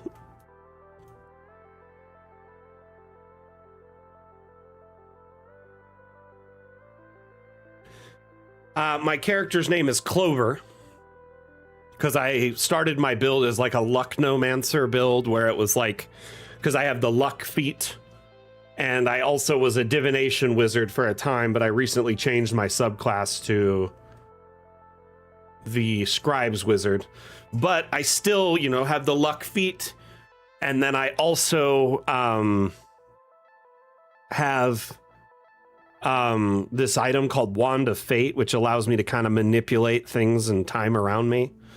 I can, if someone in my group fails a save or a check, I can automatically make it a success, and vice versa. If someone succeeds, I can automatically make it a failure. I can do that twice a day. So like I can force a boss to fail on a check, which is awesome sometimes. But anyway, I don't know if I want to open it up for public transport, but maybe goods, or, you know, or like communications, private like communications and like telegrams and stuff like that. I don't know.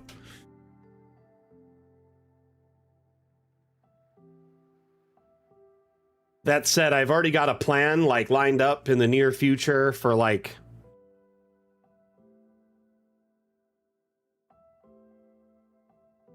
I'm going to want to have a simulacrum, and like my goal is to have as many spells as possible by the time I have a simulacrum. So the dude is just like, obviously will have all the spell slots I have, but has a lot of choices in how they can prepare them and all the abilities I have. So like luck and my cartomancer feat they'll have, and like, I don't know. I think having a backup version of me that like does chores for me and crafts and maybe comes on adventures once in a while as like an extra caster would be very powerful.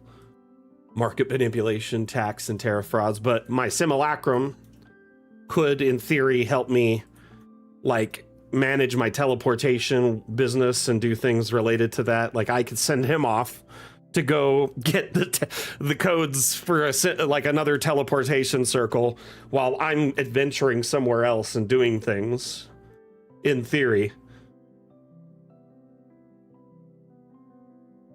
Oh, and at some point, even my simulacrums could have simulacrums because the cartomancer feat is kind of broken at late game. I love picking feats that scale well. Clover Night deliveries. Nice, I like it. Instead of overnight. It's peak. It's cool. So, I'm still feeling a little meh. I wouldn't say I'm as lightheaded as I was, but I just feel a little shaky. A little dizzy. I think I'm going to wrap up the stream just a few minutes early so I can relax and get like a full meal. I think I just need to eat something of sustenance. Not necessarily. I mean, I already have like I have more companions than anyone in the party. I have a familiar. I have a pet mastiff, which was my mount for a while because I'm a halfling and I'm like really slow compared to the rest of the party. So riding a mastiff was my way to kind of fix that. I also, I will summon now instead of using my mastiff because I don't want him to die. He's just a perpetual pet now. I also have a phantom steed that I summon called Windfall. So my dog's named Chance. My owl familiar is named Omen, and my horse is named Windfall. And then eventually I want to have a copy of myself in a simulacrum because I feel like I'm really powerful, but it's nice to have like different prepared spells or someone doing something else. You know, a copy of me that's got my same like motivations and listens to me, you know, exclusively seems like a really cool ability. Yeah, I think I need to take a rest, Zaganza. I don't know what it is, because I ate before the stream, but maybe it's just not sitting well with me, or I just didn't get enough.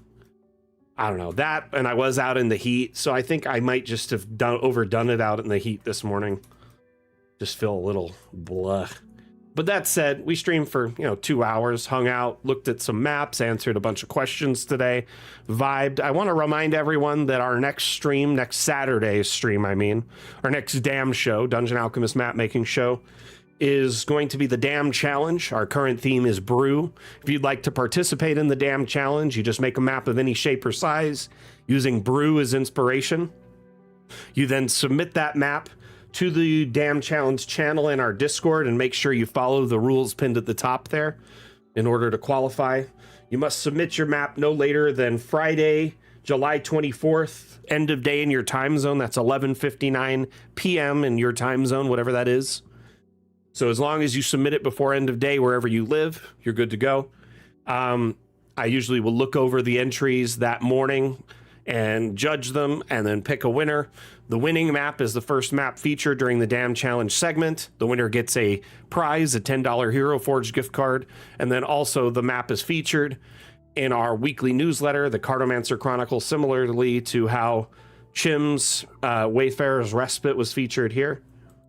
Speaking of which, let's pull that up here, actually, while we kind of round out the stream. Lovely map, if you haven't checked it out yet. The winner of the last Dam Challenge, which was Trap. This map had not only a beautiful surface exterior, but an underground layer with a neat surprise to it.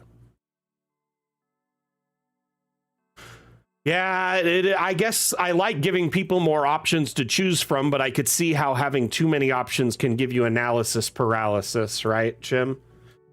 I'd say pick one that like resonates with you the most, maybe the first one you went with or thought about, and then go from there. So not only is this like a lovely kind of old, somewhat abandoned, temple that appears to be like almost like a homeless village, like people are just kind of living here, making it shelter. But then if you get into the underground layers here,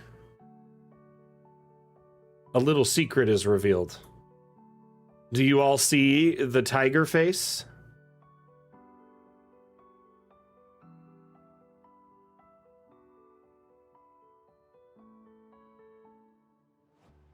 This is a Rakasha lair.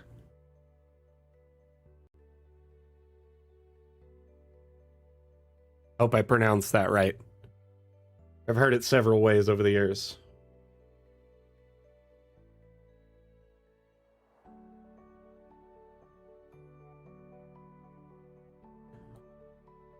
Also, if you turn it this way, looks like an owl. You can't unsee it. Got eyes, mouth, little beak, brow.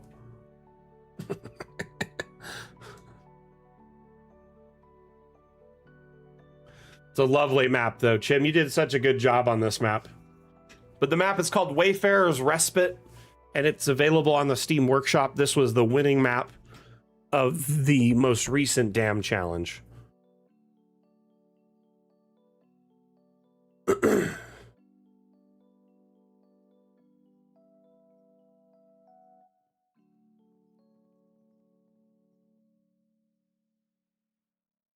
Touch of evil. No, I meant is it Rakasha? I've heard it. Rakshasa.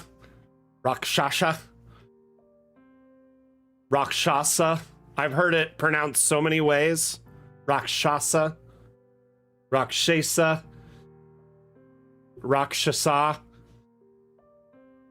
Is there like a phonetic pronunciation for all the D&D monsters somewhere?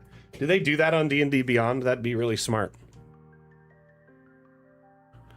If they do and I didn't know it, I'm going to be so mad at myself. Rakshasa.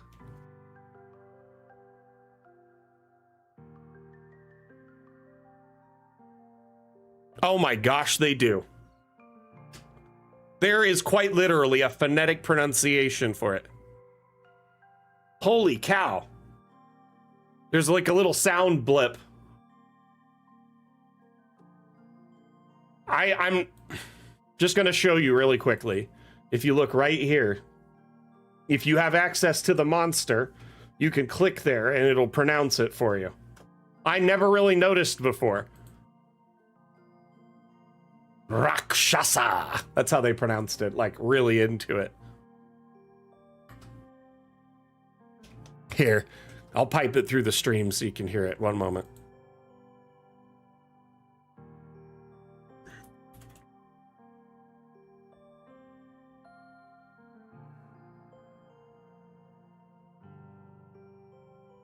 Rakshasa.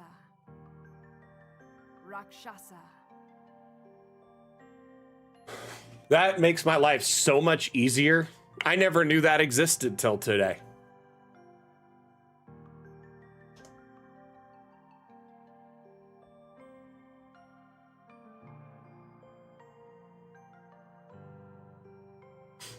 I really want to take on a Rakshasa someday because I want to either capture it or get their pelt.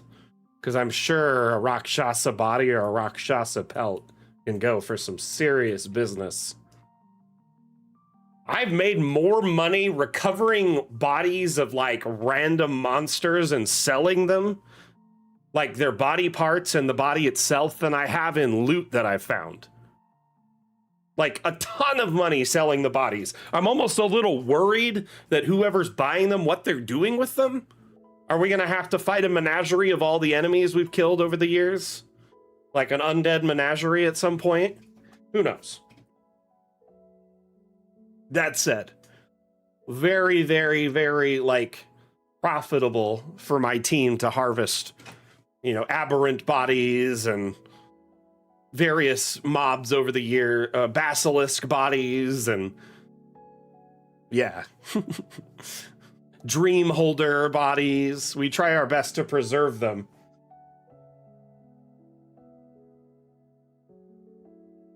Your Firbolg player is trying to sell a Bodak head. Honestly, I think the next time I play a new character, it's going to be is it a Firbolg or a Firebolg? Firbolg. Hey, let's look it up. Let's look it up.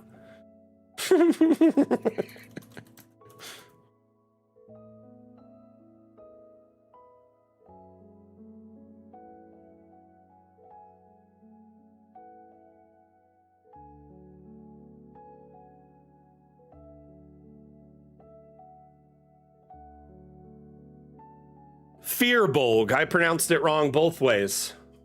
Fearbolg.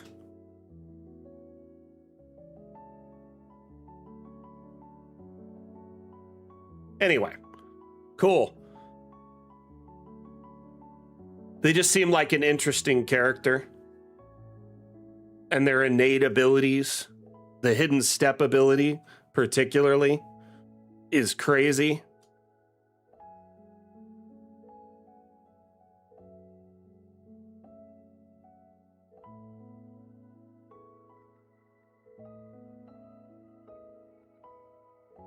Anyway, I mean, there might be a collector of oddities. Do you ever let them run into a person who has like an oddities shop, who is like the weirdest salesperson they could run into, random ladybird?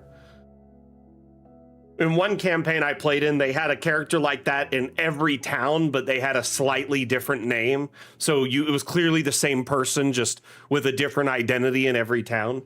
So kind of like in, you know, like in Borderlands, how Dr. Ned and Dr. Zed were like the same character, just one wore a mustache and was the evil version. So it would be like Bora in one city and Dora in the other city and Tora in the other city. And they always were in some back alley in some shady shop and were pretty much the same person. We always either thought they were related to each other or it was the same person. Fearbolg.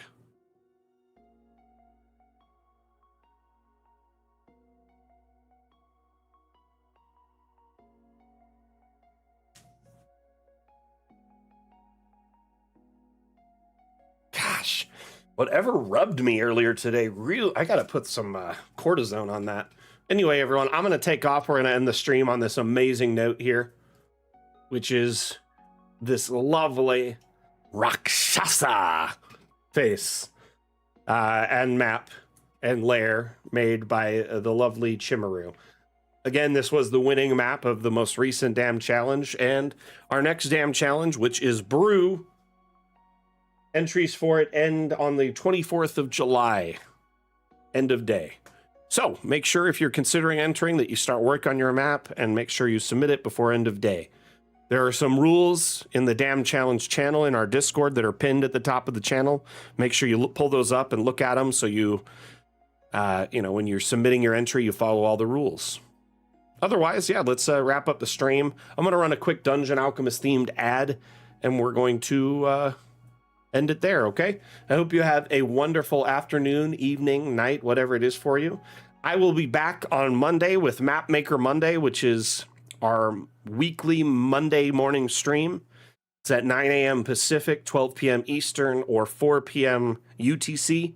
That stream runs for about 2.5 hours. We are currently actively working on an interesting map, an ice palace, a massive snow ice palace, which we're going to be figuring out all of the window treatments in this next stream and then start decorating the various layers of this palace. Quite a bit of work has already gone into this, and I've only done like 3 streams on it, so I think it's actually really impressive, all things considered. We got a big outer exterior wall here. And then it just goes up and up and up and up and up. And if you look at it from a top down, it is quite literally a snowflake. I love throwing the blue or the teal filter on it. It looks really great, like a winter wonderland for sure. So we're going to start decorating the exterior courtyards, hopefully finish the windows and decorate the exterior courtyards tomorrow. I started putting windows on the lowest level and figuring out where that would go. Took a bit of work to get it just right, but I think we've got it right about where we want it. So we'll be finishing up this floor, moving on to the next one. Yeah, it is quite a fortress. I wanted it to feel imposing and like desolate, but at the same time, like, I don't know. I feel like it's just a single person living here, like an ice queen or an ice king. They fabricated it themselves, but it's just a monument to their isolation. You know what I mean?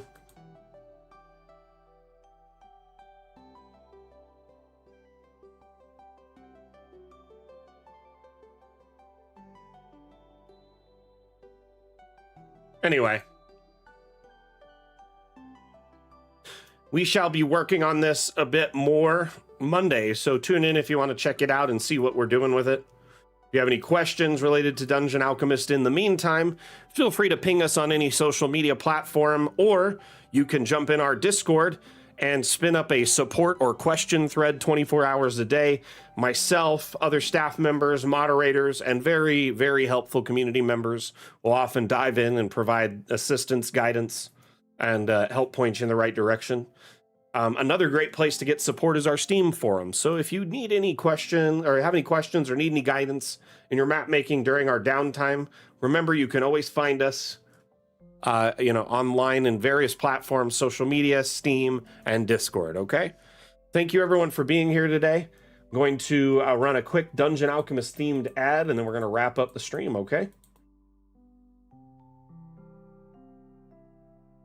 Gonna mute this music temporarily.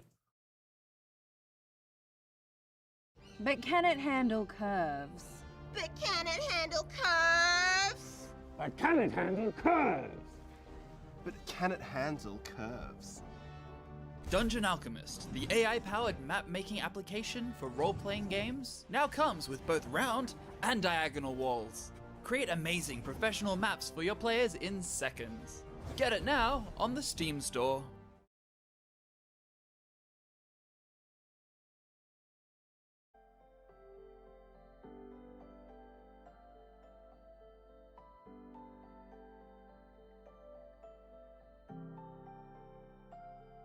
See y'all later. Hope you have a wonderful weekend. We'll see you back Monday. If not, we'll see you next Saturday. Mac out. Bye.